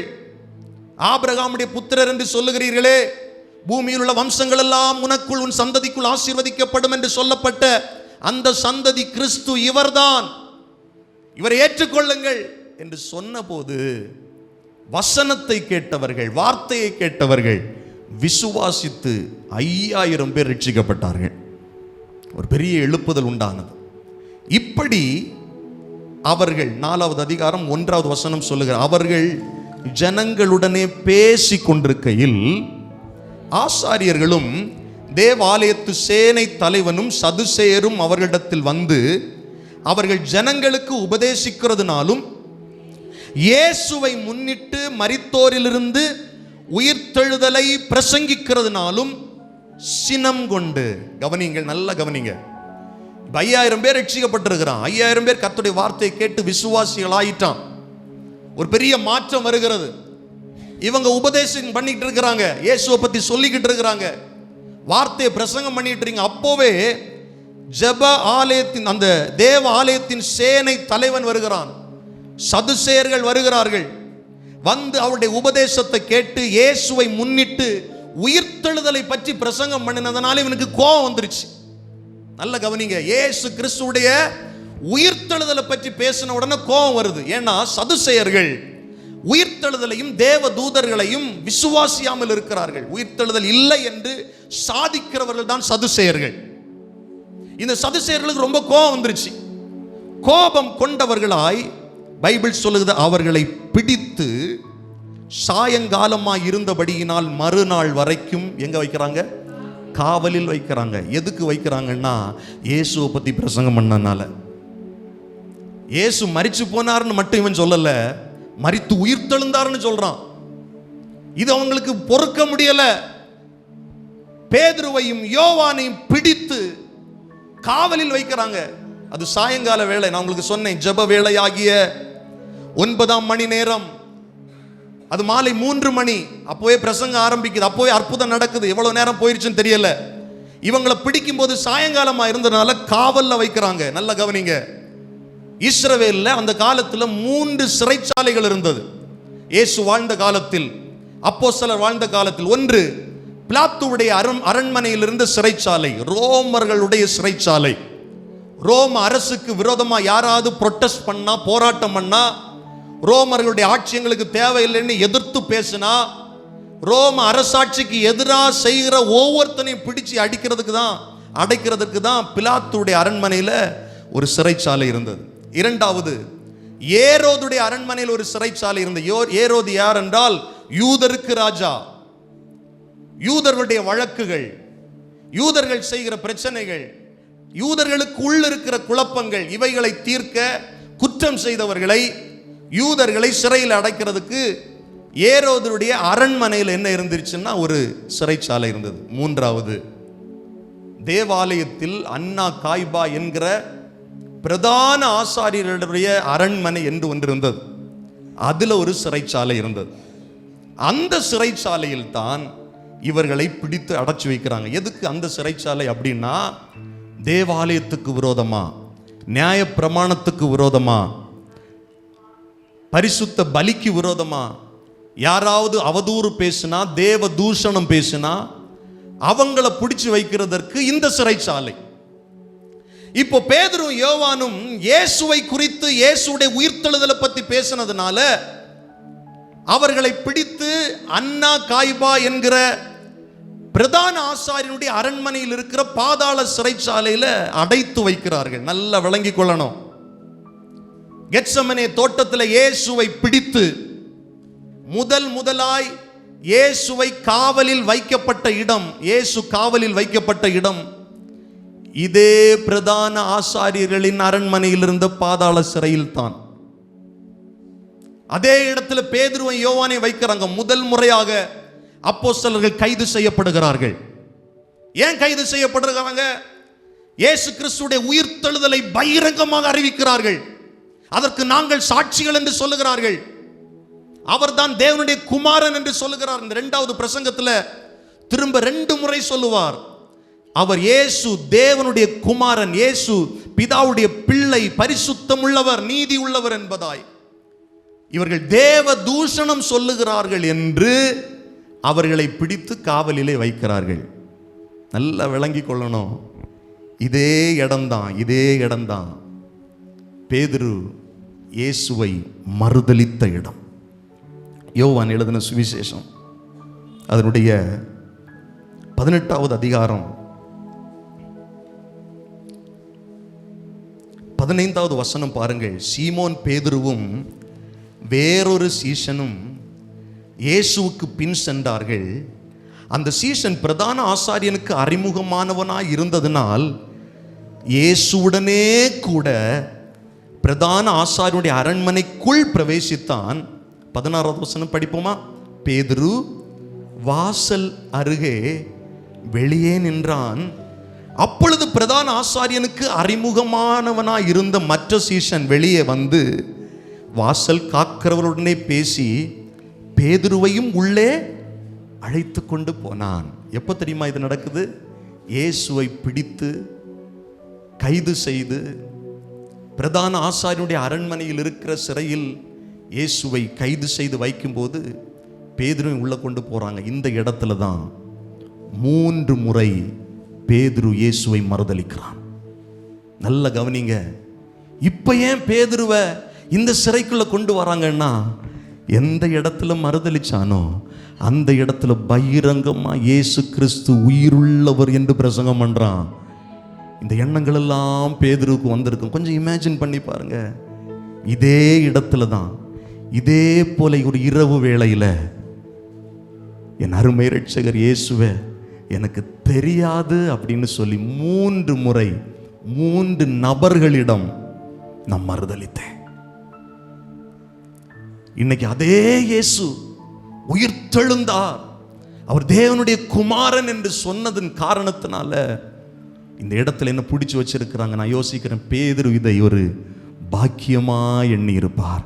அல்லேலுயா சொல்லுங்க பார்க்கலாம். அல்லேலுயா. மறுநாள் வரைக்கும் காவலில் வைத்தார்கள். வசனத்தை கேட்டவர்கள் அநேகர் விசுவாசித்தார்கள். அவருடைய தொகை ஏறக்குறைய 5000 பேராக இருந்தது. கவனிங்க, இதெல்லாம் கர்த்தர் சொன்ன காரியம் நடக்குது. இயேசு சீஷர்களுக்கு சொன்ன காரியம் நடக்குது. லூக்கா 21வது அதிகாரம் 12வது வசனத்திலிருந்து வாசிக்கும் போது, இவைகளெல்லாம் நடப்பதற்கு முன்னே என் நாமத்து நிமித்தம் அவர்கள் உங்களை பிடித்து ஜப ஆலயங்களுக்கும் சிறைச்சாலைகளுக்கும் ஒப்பு கொடுத்து ராஜாக்கள் முன்பாகவும் அதிபதிகள் முன்பாகவும் உங்களை இழுத்து துன்பப்படுத்துவார்கள். இப்ப பேதுரு ஏன் சிறைச்சாலையில் இருக்கிறாரு? பேதுருவை ஏன் காவல் வச்சிருக்கிறாங்க? இயேசுவின் நாமத்து நிமித்தம். பேதுருடைய 2வது பிரசங்கத்தில் அவர் திரும்ப திரும்ப சொல்ற காரியம், உங்களுக்கு முன்பாக சுகமாக்கப்பட்டிருக்கிற இந்த சப்பாணி எங்க சுய சக்தியினால அல்ல, சுய பலத்தினால அல்ல, இயேசுவின் நாமத்தினால என்ன பண்ணி இருக்கிறான்? விடுதலையாக்கப்பட்டிருக்கிறான். அந்த இயேசுவின் நாமத்தை அவன் பிரசங்கம் பண்ணனால, அந்த இயேசுவின் நாமத்தின் நிமித்தம் இயேசு சொன்னது போல ஜெப ஆலயங்களுக்கும் சிறைச்சாலைகளுக்கும் ஒப்பு கொடுக்கப்படுகிறார்கள்.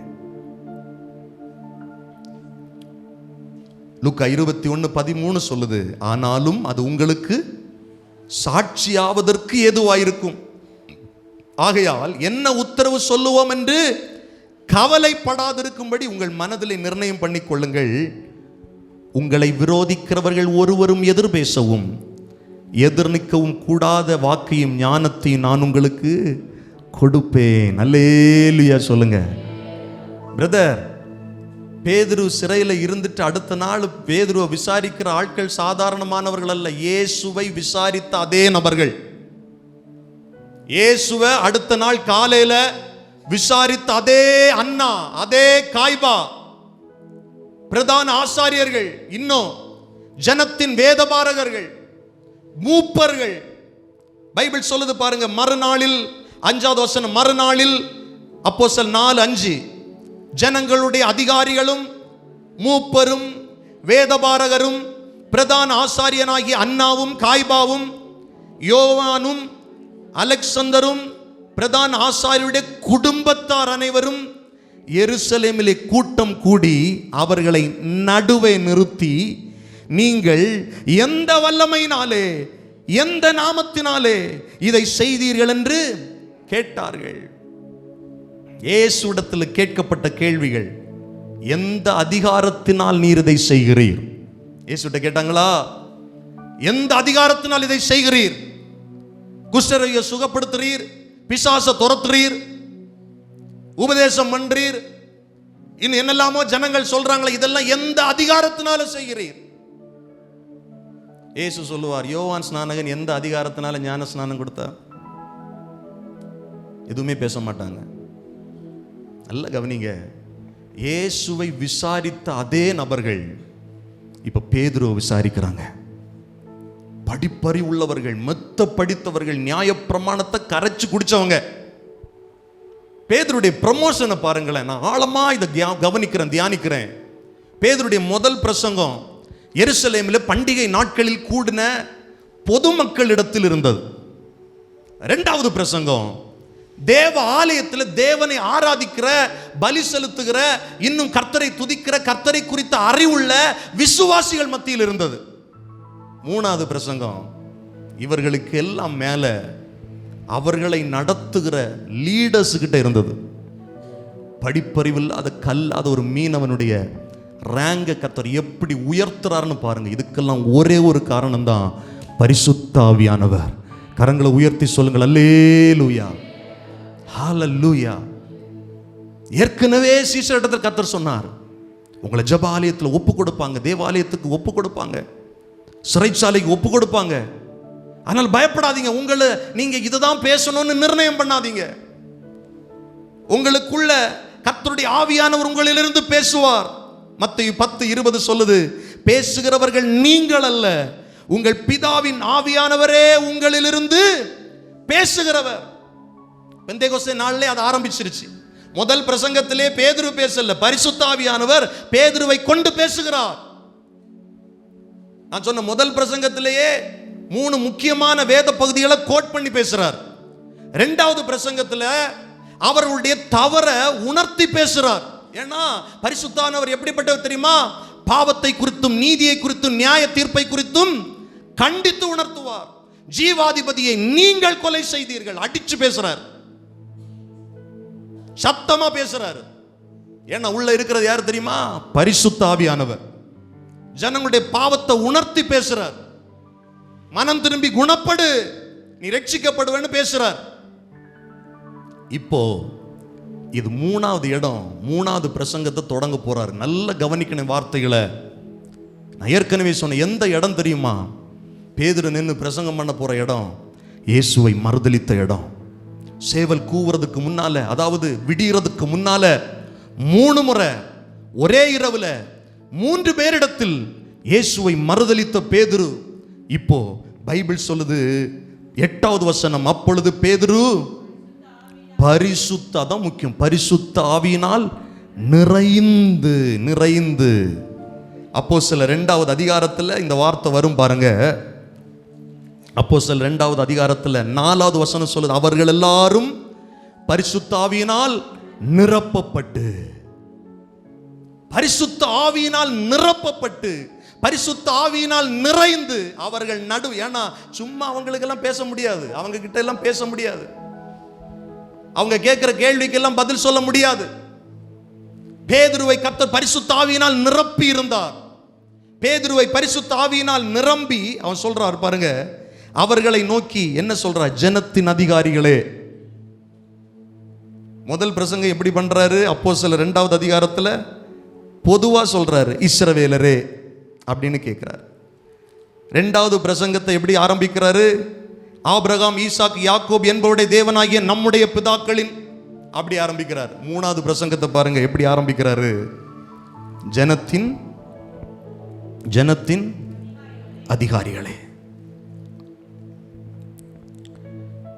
மூப்பர்களே, பிணியாளியாய் இருந்த இந்த மனுஷனுக்கு செய்யப்பட்ட உபகாரத்தை குறித்து எதினாலே இவன் ஆரோக்கியமானான் என்று நீங்கள் இன்று எங்களிடத்தில் விசாரித்து கேட்டால், நீங்க ஒவ்வொரு தருணத்தையும் கர்த்தரை மகிமைப்படுத்த, சுவிசேஷத்தை சொல்ல அப்போஸ்தலர்கள் பயன்படுத்தினாங்க. அங்கதான் எழுப்புதல் உண்டானது. நமக்கு கிடைக்கப்பட்டிருக்கிற தருணத்தை நம்ம என்ன செஞ்சுட்டு இருக்கிறோம் யோசிச்சு பாருங்க. சர்ச்சில் துண்டு பிரதி இருக்கு, கொண்டு போய் சபையில வெளியில போய் கொடுங்க சொன்னா கொடுக்கிறோமா? தருணத்தை பயன்படுத்துறோமா? எழுப்புதல் வரல, எழுப்புதல் வரலன்னு சொல்லிக்கிட்டு இருக்கிறோம். நாம செயல்படுறோமா? நாம செய்யறோமா? நம்மளால முடிஞ்சதை செய்யறோமா? ஜனத்தை போய் சந்திக்கிறோமா? பார்க்கிறோமா? நல்ல கவனிங்க. சமயம் வாய்த்தாலும் வாய்க்கலைன்னாலும் சுவிசேஷத்தை பிரசங்கிக்கிறது நம்ம மேல விழுந்த கடமை என்று அப்போஸ்தலனாகிய பவுல் சொல்லுகிறார். என் மேல விழுந்த கடமை. பேதுரு இந்த தருணத்தை பயன்படுத்தி சொல்றாரு, கேளுங்க.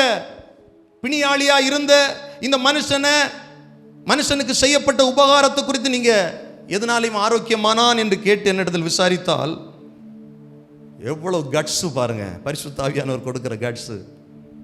முகத்துக்கு முகம் நேரே பார்த்து, சாதாரணமானவங்க இல்லை இவங்க. எப்படி பேசுறாரு? ஜனத்தின் அதிகாரிகளுக்கு முன்னால் நின்று பேசுறான். இஸ்ரவேலின் மூப்பர்களுக்கு முன்னால் நின்று பேசுறார். ஃபேஸ் டு ஃபேஸ் பார்த்து, உங்களால் சிலுவையில் அறையப்பட்ட அப்படின்னு தொடங்குறார். உங்களால் சிலுவையில் அறையப்பட்டவரும் தேவனால் மரித்தோலிருந்து எழுப்பப்பட்டவருமாகிய, திரும்ப அந்த நாமத்தை உச்சரிக்கிறார் பாருங்க, நசரேயனாகிய இயேசு கிறிஸ்துவின் நாமத்தினாலேயே இவன் உங்களுக்கு முன்பாக சொஸ்தமாய் நிற்கிறான் என்று உங்கள் எல்லாருக்கும், இஸ்ரவேல் ஜனங்கள் எல்லாருக்கும் தெரிந்திருக்க கடவது. மறுபடி இந்த பிரசங்கம், ரெண்டாவது பிரசங்கம், மூணாவது, திரும்ப அவன் சொல்ற ஒரே வார்த்தை, இயேசுவின் நாமம், இயேசுவின் நாமம். அந்த நாமத்தை சொன்னதுனால தான் இப்போ அரஸ்டாய் உள்ள இருக்கிறார் ஆளு. கைதி பேசுற பேச்சா இது? எதுக்காக அரஸ்ட் செய்யப்பட்டாரோ அதையே திரும்ப வலியுறுத்தி திரும்பவும் சொல்றார், உங்களால் சிலுவையில் அறையப்பட்டவரும் மரித்தோரிலிருந்து தேவனால் எழுப்பப்பட்டவருமாகிய நசரேயனாகிய இயேசு கிறிஸ்துவின் நாமத்தினாலே இவன் உங்களுக்கு முன்பாக சொஸ்தமாய் நிற்கிறான் என்று உங்கள் எல்லாருக்கும், இஸ்ரவேல் ஜனங்கள் எல்லாருக்கும் தெரிந்திருக்க கடவுது. 11வது வசனம் சொல்லு, வீடு கட்டுகிறவர்களாகிய உங்களால் அற்பமா எண்ணப்பட்ட அவரே மூளைக்கு தலைக்கு நீங்க அவர் அற்பமா நினைச்சீங்க. சிலுவைக்கு ஒப்பு கொடுத்து உங்களை அற்பமா நினைச்சீங்க. சங்கீத புஸ்தகத்தில் இருக்கிற அந்த வேத வசனத்தை இங்க கோட் பண்றார். பிரசங்கத்தை பார்த்தீங்களா? சும்மா சொல்லல, ஆதாரத்தோடு பேசுறார். ஏன்னா அவனுங்களுக்கு விளங்கும், இது சங்கீத புஸ்தகத்தில் சொல்லப்பட்டிருக்கு. வீடு கட்டுகிறவர்களால் ஆகாது என்று அற்பமாய் தள்ளப்பட்ட எண்ணப்பட்ட அவரே மூளைக்கு தலையாக நிற்கிறார். 12வது வசனம் சொல்லுது, அவராலே அன்றி. எல்லாரும் சொல்லுங்க, அவராலே அன்றி. G minor.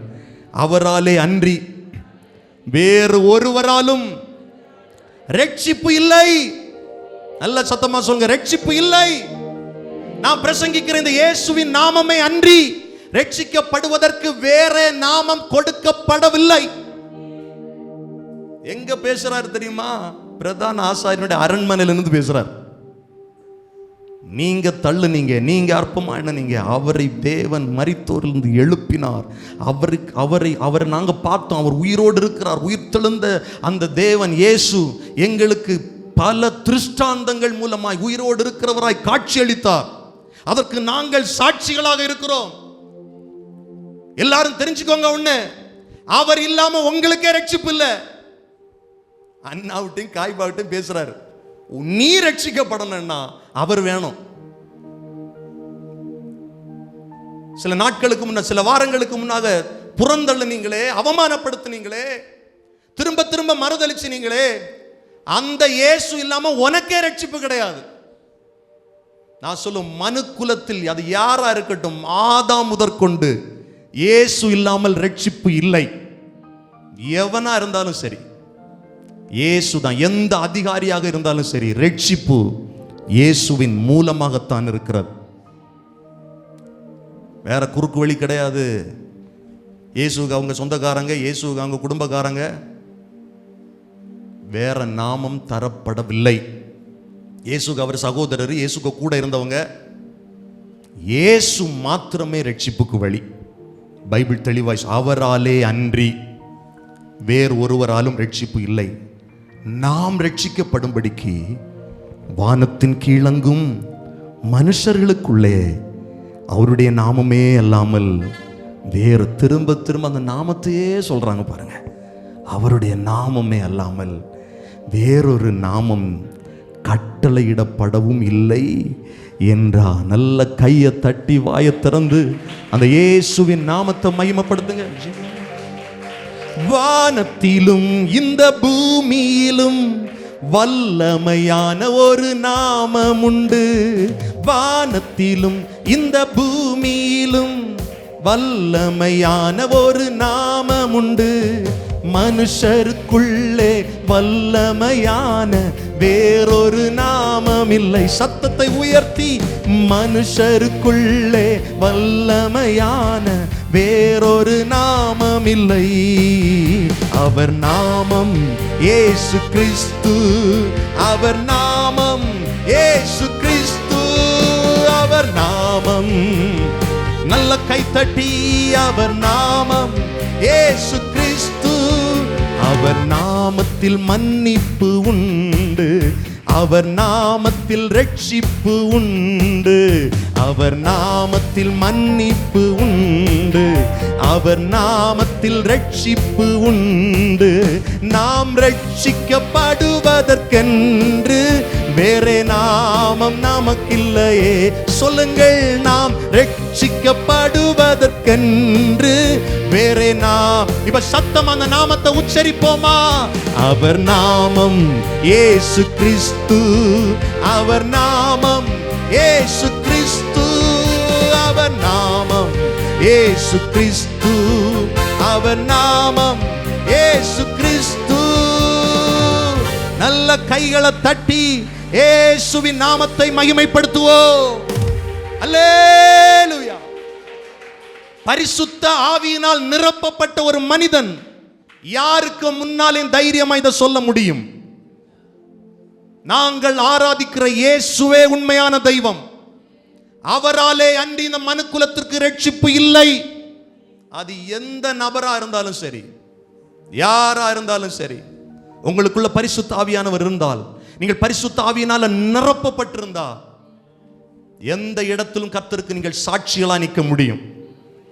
பேதுரு மறுதலித்த இடத்திலேயே பரிசுத்த ஆவியானவரால் நிரப்பப்பட்டதுனால கிறிஸ்துவுக்கு சாட்சியா எழும்பி நிற்கிறான்.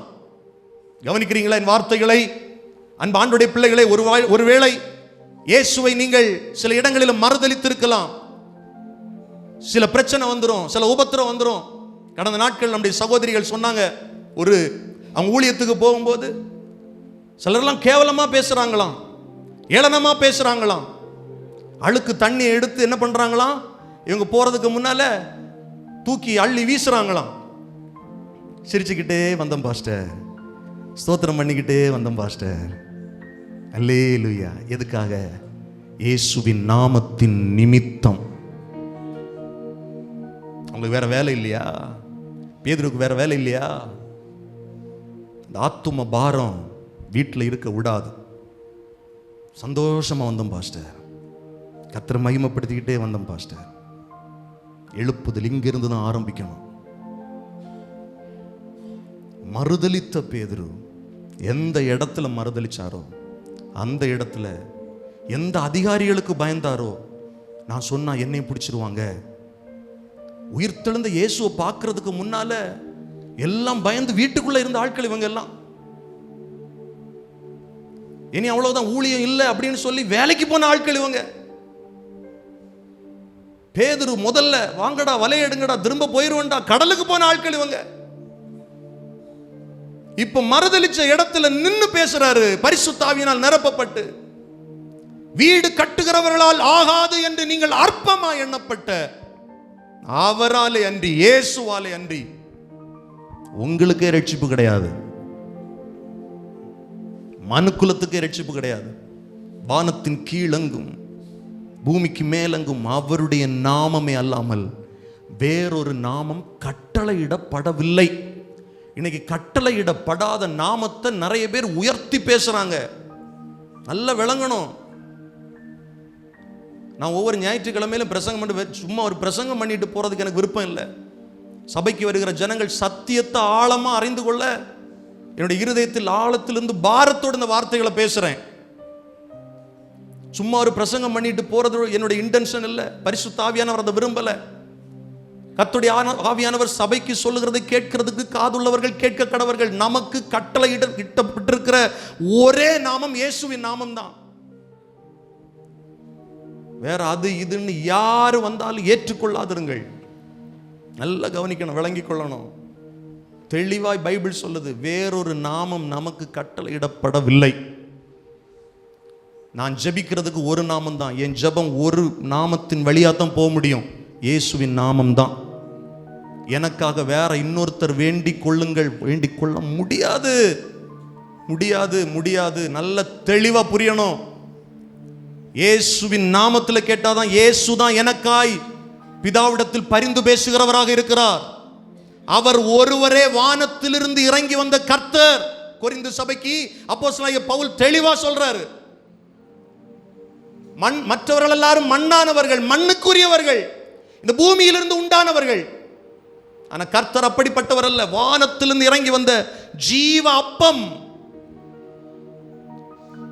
அவருடைய நாமமே அன்றி வேறொரு நாமம் கட்டளையிடப்படவில்லை. இதை 100க்கு 100 நம்புறவங்க மட்டும் ஒரு அல்லேலூயா சொல்லுங்க பார்க்கலாம். எந்த இடத்துல போனாலும் நாம் இதற்கு சாட்சிகளா இருக்கணும்.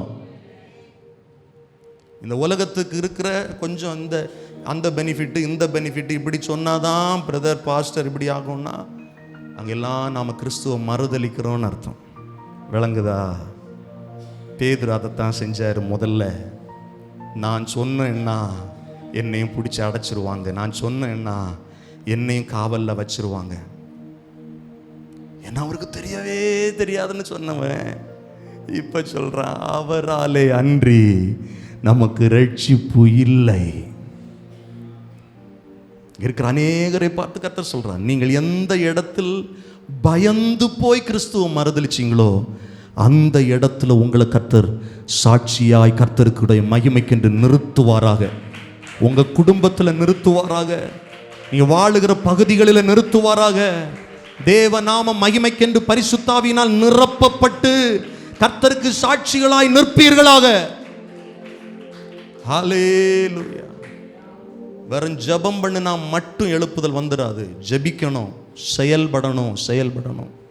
பரிசுத்த ஆவியானவர் அந்த ஏவுதலை தருவாராக. ஹல்லேலூயா. சாட்சியா இருக்கணும், விட்னஸா இருக்கணும். நாங்கள் அதற்கு சாட்சிகளா இருக்கிறோம். வேறொரு நாமம் கட்டளையிட 13வது வசனம் பாருங்க. பேதுருவும் யோவானும் பேசுகிற தைரியத்தை அவர்கள் கண்டு அவர்கள் படிப்பறிவில்லாதவர்கள் என்றும் பேதைமை உள்ளவர்கள் என்றும் அறிந்தபடியால், கவனிக்கிறீங்களா இந்த வார்த்தைகளை? ஆச்சரியப்படுறாங்க. யார் ஆச்சரியப்படுறா? பிரதான ஆசிரியர்கள் ஆச்சரியப்படுறாங்க. ஜனத்தின் மூப்பர்கள் ஆச்சரியப்படுறாங்க. இஸ்ரவேலின் மூப்பர்கள் ஆச்சரியப்படுறாங்க. பிரதான ஆசாரியோட ஒட்டுமொத்த குடும்பமே ஆச்சரியப்படுது.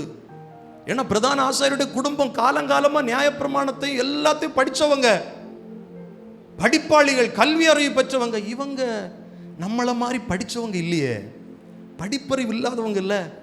ஆனா பேதுருடைய பிரசன்டேஷனை பார்த்து ஆச்சரியமா நிற்கிறாங்க. ஆச்சரியப்பட்டு அவர்கள் இயேசுடனே கூட இருந்தவர்கள் என்றும் அறிந்து கொண்டார்கள். 14வது வசனம், சொஸ்தமாக்கப்பட்ட மனுஷன் அவர்கள் அருகே நிற்கிறதை கண்டபடியால் எதிர்பேச அவர்களுக்கு இடமில்லாதிருந்தது. பேதுரு கிட்ட எதிர்பேச ஜனத்தின் அதிபதிக்கு இடம் இல்லை. காரணம், நடந்தது சாதாரணமான அற்புதம் இல்லை. எனக்குள்ள காய்ச்சல் இருந்தது, எனக்குள்ள வயிற்று வலி இருந்தது, சுகம் கிடைச்சுன்னு அவன் சொன்னதில்லை.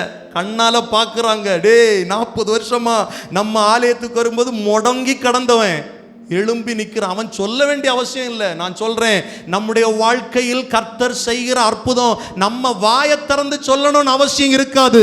நம்ம பார்க்கிறவர்கள் கண்டுகொள்ளுவார்கள். இயேசுவின் நாமத்தினால் இவன் விடுதலை பெற்றிருக்கிறான். அல்லேலூயா. அவன் முன்னால சொஸ்தமாயி நிற்கிறான். அவங்களுக்கு எதிர்பேச வாய்ப்பு இல்லை. பார்க்குறாங்க, காலை பார்த்துருப்பாங்க, உண்மையிலே தான் நிற்கிறான்னா ஏதாவது ஸ்டாண்டு கிண்டு வச்சு இவனை நிப்பாட்டி வச்சிருக்கிறாங்களா? எதிர்பேச ஒரு வாய்ப்பும் இல்லை, ஒரு வாய்ப்பும் இல்லை. கவனிங்க, அந்த ஒரு அற்புதத்தை வச்சு எத்தனை பேர்கிட்ட இயேசுடைய நாமத்தை சொல்றாரு பாருங்க பேதுரு. நம்ம வாழ்க்கையில் கர்த்தர் செய்த நன்மை எத்தனை இருக்கு யோசிச்சு பாருங்க, எத்தனை இருக்கு. தேவ பிள்ளையே, சபையே, திருச்சபையே, அறிந்து கொள்ளுங்கள், ஒவ்வொரு நாளும் ஆண்டவர் நமக்கு செய்கிற நன்மைகள் ஏராளம். அதை பயன்படுத்தி இயேசு மற்றவர்களுக்கு சொல்றோமா? யோசிச்சு பாருங்க, யோசிச்சு பாருங்க. கர்த்தர் செய்த நன்மைக்காய் சபைக்கு வந்து ஆண்டவருக்கு நன்றி சொல்றது மட்டும் இல்ல, சாட்சிகளாய் மற்றவரிடத்தில் சொல்லணும். இந்த இயேசு, நான் ஆராதிக்கிற இயேசு இன்றைக்கு ஜீவனோடு இருக்கிறார், எனக்கு சர்வாங்க சுகத்தை தந்திருக்கிறார், எனக்கு நல்ல வாழ்க்கையை தந்திருக்கிறார். ஒரு அற்புதம் தான் நடந்தது, ஒரு அற்புதம். ஆனா பல கோணங்களில் இயேசுவை மகிமைப்படுத்துகிறார். கவனிங்கள், சொஸ்தமாக்கப்பட்ட அவன் நிற்கிறதை கண்டபடியால் எதிர்பேச அவர்களுக்கு இல்ல. 15வது வசனத்தில் திரும்ப அவங்க ஆலோசனை பண்றாங்க. அப்பொழுது அவர்களை ஆலோசனை சங்கத்தை விட்டு வெளியே போகும்படி கட்டளை, தங்களுக்குள்ளே யோசனை பண்ணி கொண்டு, இந்த மனுஷரை நாம் என்ன செய்யலாம்? எருசலேமில் வாசம் பண்ணுங்க எல்லாருக்கும் தெரிந்திருக்கிறபடி வெளியரங்கமான அற்புதம், இதை மூடி மறைக்க முடியாது. ஸ்பீடா பரவிருச்சுது. நேற்றுக்கு நடந்தது, இன்னைக்கு காலையில் ஆயிடுச்சு. நைட்டுக்குள்ள, ஓவர் நைட்ல அவன் குடும்பத்துக்கு மட்டும் இல்ல, கூடியிருந்தவங்க மட்டும் இல்ல, 5000 பேர் ஏற்கனவே விசுவாசிச்சுட்டான். எவ்வளவா போகுமோ, எங்க போய் தீருமோ. இவர்களால் செய்யப்பட்டதே அதை நாம் இல்லை என்று சொல்ல, ஆண்டவர் நம்ம வாழ்க்கையில் அற்புதம் செஞ்சா இல்லைன்னு சொல்ல முடியாது. அல்லேலூயா சொல்லுங்க. அவங்க ஆலோசனை பண்றாங்க, பெரியவங்க ஆலோசனை பண்றாங்க. இயேசு கிறிஸ்துவுக்கு விரோதமாய் பொய் சாட்சியை ஏவி விட்ட மனுஷங்க சொல்றாங்க, இப்போ இயேசுவின் நாமம் செஞ்ச அற்புதம் இல்லைன்னு சொல்ல முடியாதே. கர்த்தர் செய்த அதிசயத்தை பாருங்களேன், கர்த்தருடைய அற்புதத்தை பாருங்களேன். நாத்தான்வேல் கிட்ட ஆண்டவர் சொன்னது சும்மா இல்லை. நாத்தான்வேல் கேட்கிறாரு, நாசரேத்திலிருந்து யாதொரு நன்மை உண்டாகுமோ? பிலிப்பு சொல்லுவாரு, நியாயப்பிரமாணத்திலும் தீர்க்க தரிசன ஆகமங்களிலும் எழுதப்பட்டிருக்கிறவரை கண்டோம், அவர் நசரேனாகிய இயேசு கிறிஸ்து. நாத்தான்வேல் சொல்றாரு, யாதொரு நன்மை நாசரேத்திலிருந்து வருமா? இயேசு நாத்தான்வேலை வெளிப்படுத்தும் போது, இயேசுடைய நாத்தான்வேலுடைய காரியத்தை வெளிப்படுத்தும் போது சொல்லுவான், நீ தேவனுடைய குமாரன். ஆண்டவர் சொல்லுவாரு, நீ அத்திமரத்தின் கீழே இருந்ததை நான் உனக்கு சொன்னதுனாலே விசுவாசித்த. அப்படி சொல்லிட்டு ஒரு வார்த்தை சொல்லுவார், இதிலும் பெரிதானவைகளை காண்பாய். நீ என்ன சொன்ன நாத்தான்வேல்? நாசரேத்திலிருந்து யாதொரு நன்மை உண்டாகுமான்னு கேட்டல. என் பேரை வச்சு இதே நசரேனாகிய இயேசுவின் நாமத்துல நீ பல அற்புதங்களை நீ கேட்க போற, இதிலும் பெரிதானவைகளை காண்பீர்கள். நல்ல கையை தட்டி கர்த்தரை மகிமைப்படுத்துங்க பார்க்கலாம். நசரேனாகிய இயேசு கிறிஸ்துவின் வல்லமை உள்ள நாமம். நாசரேத்திலிருந்து நன்மை வருமா? இவன் கலிலேயன் அல்லவா? ஏளனமா இயேசுவை சொன்னாங்க, ஏளனமா இயேசுவை சொன்னாங்க, இதிலும் பெரிதானவைகளை காண்பீர்கள். இவ ஆச்சரியப்படுறாங்க. 17வது வசனம், ஒரு முடி ஆகிலும் இது அதிகமாக ஜனத்துக்குள்ளே பரம்பாதபடிக்கு இது முதல் ஒருவரோடும் இந்த நாமத்தை, இயேசுவின் நாமத்தை குறித்து பேசக்கூடாதென்று அவர்களை உறுதியாய் பயமுறுத்த வேண்டும் என்று சொல்லிக்கொண்டு அவர்களை அழைத்து, இயேசுவின் நாமத்தை குறித்து எவ்வளவும் பேசவும் போதிக்கும் கூடாது என்று அவர்களுக்கு 19வது வசனத்தில் பேதுரு உடனே, நீங்க அப்படியா சார், சரிங்க சார், நாங்கள் செஞ்சது ரொம்ப தப்பு அப்படி சொல்லலை. என்ன சொல்றாங்க? பேதுரும் யோவானும் அவர்களுக்கு பிரதி உத்தரமாக, தேவனுக்கு செவி கொடுக்கிறதை பார்க்கலும் உங்களுக்கு செவி கொடுக்கிறது தேவனுக்கு முன்பாக. நீங்களே நிதானித்து பாருங்க, நீங்க ரொம்ப பெரிய ஆட்கள் அல்ல, யோசிச்சு பாருங்க. அப்படி சொல்றாரு. எனக்கு அன்பான ஆண்டுடைய பிள்ளைகளே, தேவனுடைய பிள்ளைகளே, மனுஷ பயம் கண்ணியை வருவிக்கும். பரிசுத்த ஆவியானவர் உள்ள இருந்தா இந்த பயமெல்லாம் போயிடும். சொல்றாரு, நீங்களே நிதானித்து பாருங்க. நீங்க சொல்லக்கூடாது, செய்யக்கூடாது. இன்னைக்கு நிறைய யோசிச்சு பாருங்க. மனுஷனுக்கு பயந்து நாம சொல்லவும் இல்லை, செய்யவும் இல்லை, வரதும் இல்லை. ஏன் வரல? அந்த பயம். ஏன் வரல? இந்த பயம், அப்படி பயம். பயமுறுத்துறாங்க. அதை தர மாட்டேன், இதை தர மாட்டேன், அப்படி செய்ய மாட்டேன், இப்படி செய்ய மாட்டேன். பரிசுத்த ஆவியினால் நிரப்பப்பட்ட மனுஷன் சொல்றான், தேவனுக்கு பயப்படுறதை விட உங்களுக்கு பயப்படுறது என்ன நியாயமா இருக்குமா? 20 நாங்கள் கண்டவைகளையும் கேட்டவைகளையும் குறித்து ஹலோ பேசாமல் இருக்க கூடாது. இன்னைக்கு சபை பேசாம இருக்கிறதுனால தான் நிறைய பேசுது வெளியே. நாம கர்த்தரை குறித்து பேசாததுனால தான் வெளியே கோலியாத்துடைய சத்தம் அதிகமா இருக்கு. அபிஷேகம் பண்ணப்பட்ட தாவீதுடைய சத்தம் வர்றது வரைக்கும் இஸ்ரவேல் ஜனங்கள் பயந்து போயிருந்தாங்க. அபிஷேகம் பண்ணப்பட்ட தாவீது என்ன சொல்றாருன்னா, நீ நிந்திக்கிற இஸ்ரவேலின் தேவனாகிய கர்த்தருடைய நாமத்தில் வருகிறேன். இயேசுவின் நாமம். நீ பயமுறுத்திட்டு இருக்கிற, பேசக்கூடாது, செய்யக்கூடாது, சொல்லக்கூடாது. நீயே இவ்வளவு பேசினா நான் கண்டவைகளையும் கேட்டவைகளையும் குறித்து பேசாமல் இருக்க கூடாது. இயேசுவின் நாமத்தை பத்தி மகிமையா சாட்சி கொடுக்கிறாங்க. நடந்த சங்கதிகள் 21வது வசனம். எல்லா சங்கதிகளை குறித்து எல்லாரும் என்ன பண்ணாங்க? தேவனை மகிமைப்படுத்தினபடியினால் ஜனங்களுக்கு பயந்து அவர்களை தண்டிக்க வகை ஒன்று காணாமல் அவர்களை பயமுறுத்தி விட்டு விட்டார்கள். எனக்கு அன்பான ஆண்டவருடைய பிள்ளைகளே, அற்புதமாய் சொஸ்தமாக்கப்பட்ட மனுஷன் 40 வயதுக்கு மேற்பட்டவனாக இருந்தான். இல்லை, நம்ம என்ன விளங்கி கொள்ளணும்? நம்ம ஆராதிக்கிற ஆண்டவர் இத்தனை வருட காலத்தில் எத்தனையோ அற்புதம் செஞ்சிருக்கிறார், எத்தனையோ நன்மை நமக்கு செஞ்சிருக்கிறார். இந்த ஒரு மனிதனுடைய ஒரு அற்புதத்தை வச்சு பேதுரு இவ்வளவு தூரம் பரிசுத்த ஆவியினால் நிரப்பப்பட்டு தேவனுக்கு சாட்சியா, இயேசுவுக்கு சாட்சியா நிற்க முடியும்னா நம்ம வாழ்க்கையில் ஏன் நிற்க முடியாது? ஏன் மற்றவர்களுக்கு இயேசுவை சொல்ல முடியாது? திருச்சபையை விழித்து கொள்ளுங்கள். கண்டவைகளையும் கேட்டவைகளையும் குறித்து பேசாம இருக்காதீங்க. இயேசுவை பத்தி சொல்லுங்க, எளிமையா சுவிசேஷத்தை சொல்லுங்க. இயேசு இந்த பூமியில் மனிதனாய் வந்தார். தேவனால் அவர் அனுப்பப்பட்டவர், வார்த்தையானவர், ஜனங்களுடைய பாவங்களுக்காக மரித்து அடக்கம் பண்ணப்பட்டவர். வேத வாக்கியங்கள் சொல்லுகிறபடி அவர் 3ஆம் நாள் உயிர்த்தெழுந்தவர், இன்றைக்கும் உயிரோடு இருக்கிறவர். அவர் மறுபடியும் தன்னுடைய ஜனங்களை சேர்த்துக்கொள்ள வருவார். இதான், இவ்வளவுதான் சுவிசேஷம். அவரை ஏற்றுக்கொள், உன் பாவம் மன்னிக்கப்படும், நீ தேவனுடைய பிள்ளையா மாற்றப்படுவ, பரலோக ராஜ்யத்தின் சுதந்திரவாளியா மாற்றப்படுவ, மரண ஆக்கினைக்கு நீங்களாக்கி விடுவிக்கப்படுவ. இந்த எளிய சுவிசேஷத்தை கல்லாதவர்களும் சொல்ல முடியும், படிப்பறிவில்லாதவர்களும் சொல்ல முடியும். உள்ள பரிசுத்த ஆவியின் ஏவுதல் இருந்தால் போதும். அந்த தைரியத்தை கர்த்தர் கொடுப்பார். நான் என்ன பேசுவேன், எப்படி பேசுவேன் தெரியாது. கர்த்தரே முதல்ல சொன்னார், நீங்க ஒன்றும் பேச மாட்டீங்க, நான் எப்படி பேசுவேன் நீங்க நிர்ணயம் பண்ணாதீங்க, பரிசுத்த ஆவியானவர்கள்கிட்ட இருந்து பேசுவேன். இதெல்லாம் நிறைவேறது பாருங்க அப்போஸ்தல நாட்களில். அப்போ அவரை விசுவாசிக்கிற நம்முடைய வாழ்க்கையில் நிறைவேறாதா? ஆமென். விசுவாசிகளாய் இருந்தது போதும், சீஷர்களாய் மாறுங்கள். பைபிள் சொல்லுது அப்போஸ்தல நாட்களில் சீஷருடைய தொகை பெருகினது. இன்னைக்கு விசுவாசிகளுடைய தொகை பெருகுதே தவிர சீஷருடைய தொகை பெருகல. சீஷருடைய தொகை பெருகணும். இயேசுடைய கட்டளை அதுதான். சகல ஜனத்திற்கும் சுவிசேஷத்தை பிரசங்கம் பண்ணி, பிதா குமாரன் பரிசுத்த ஆவியின் நாமத்தினால் உங்களுக்கு ஞான ஸ்நானம் கொடுத்து அவர்களுக்கு நான் சொன்னதை உபதேசித்து அவர்களை சீஷராக்குங்க. எங்களுடைய ஏக்கமும் விருப்பமும் அதுதான். சர்ச்சுக்கு வர ஜனங்கள் எல்லாம் விசுவாசிகளாவே இருந்திடக்கூடாது, கர்த்தருடைய சீஷர்களா மாறணும். பேதுருவை போல மாறணும், யோவானை போல மாறணும், கர்த்தருக்காய் சாட்சிகளா எழும்பணும். எத்தனை பேர் விரும்புறீங்க தேவனுக்கு சாட்சியா எழும்பணும்? இப்படி எல்லாரும் எழுந்து நிற்கலாமா? பலமாய் சாட்சி கொடுத்தார்கள்.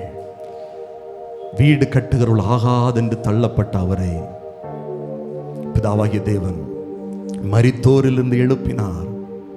அவராலே அன்றி நமக்கு ரட்சிப்பு இல்லை. இல்லை. ஹalleluya. Major hallelujah.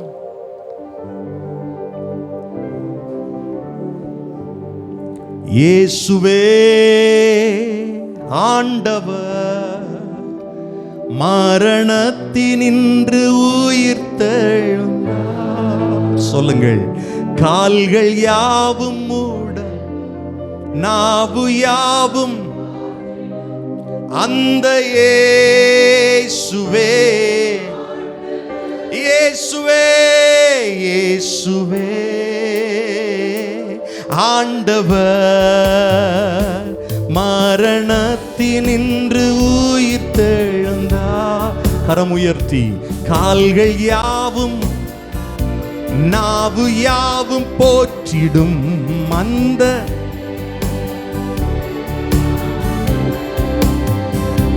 He is Lord, He is Lord, He has risen from the dead and He is Lord. Every knee shall bow, every tongue confess that Jesus Christ is Lord. கைகளை உயர்த்தி சொல்லுங்கள். இயேசுவே ஆண்டவர்.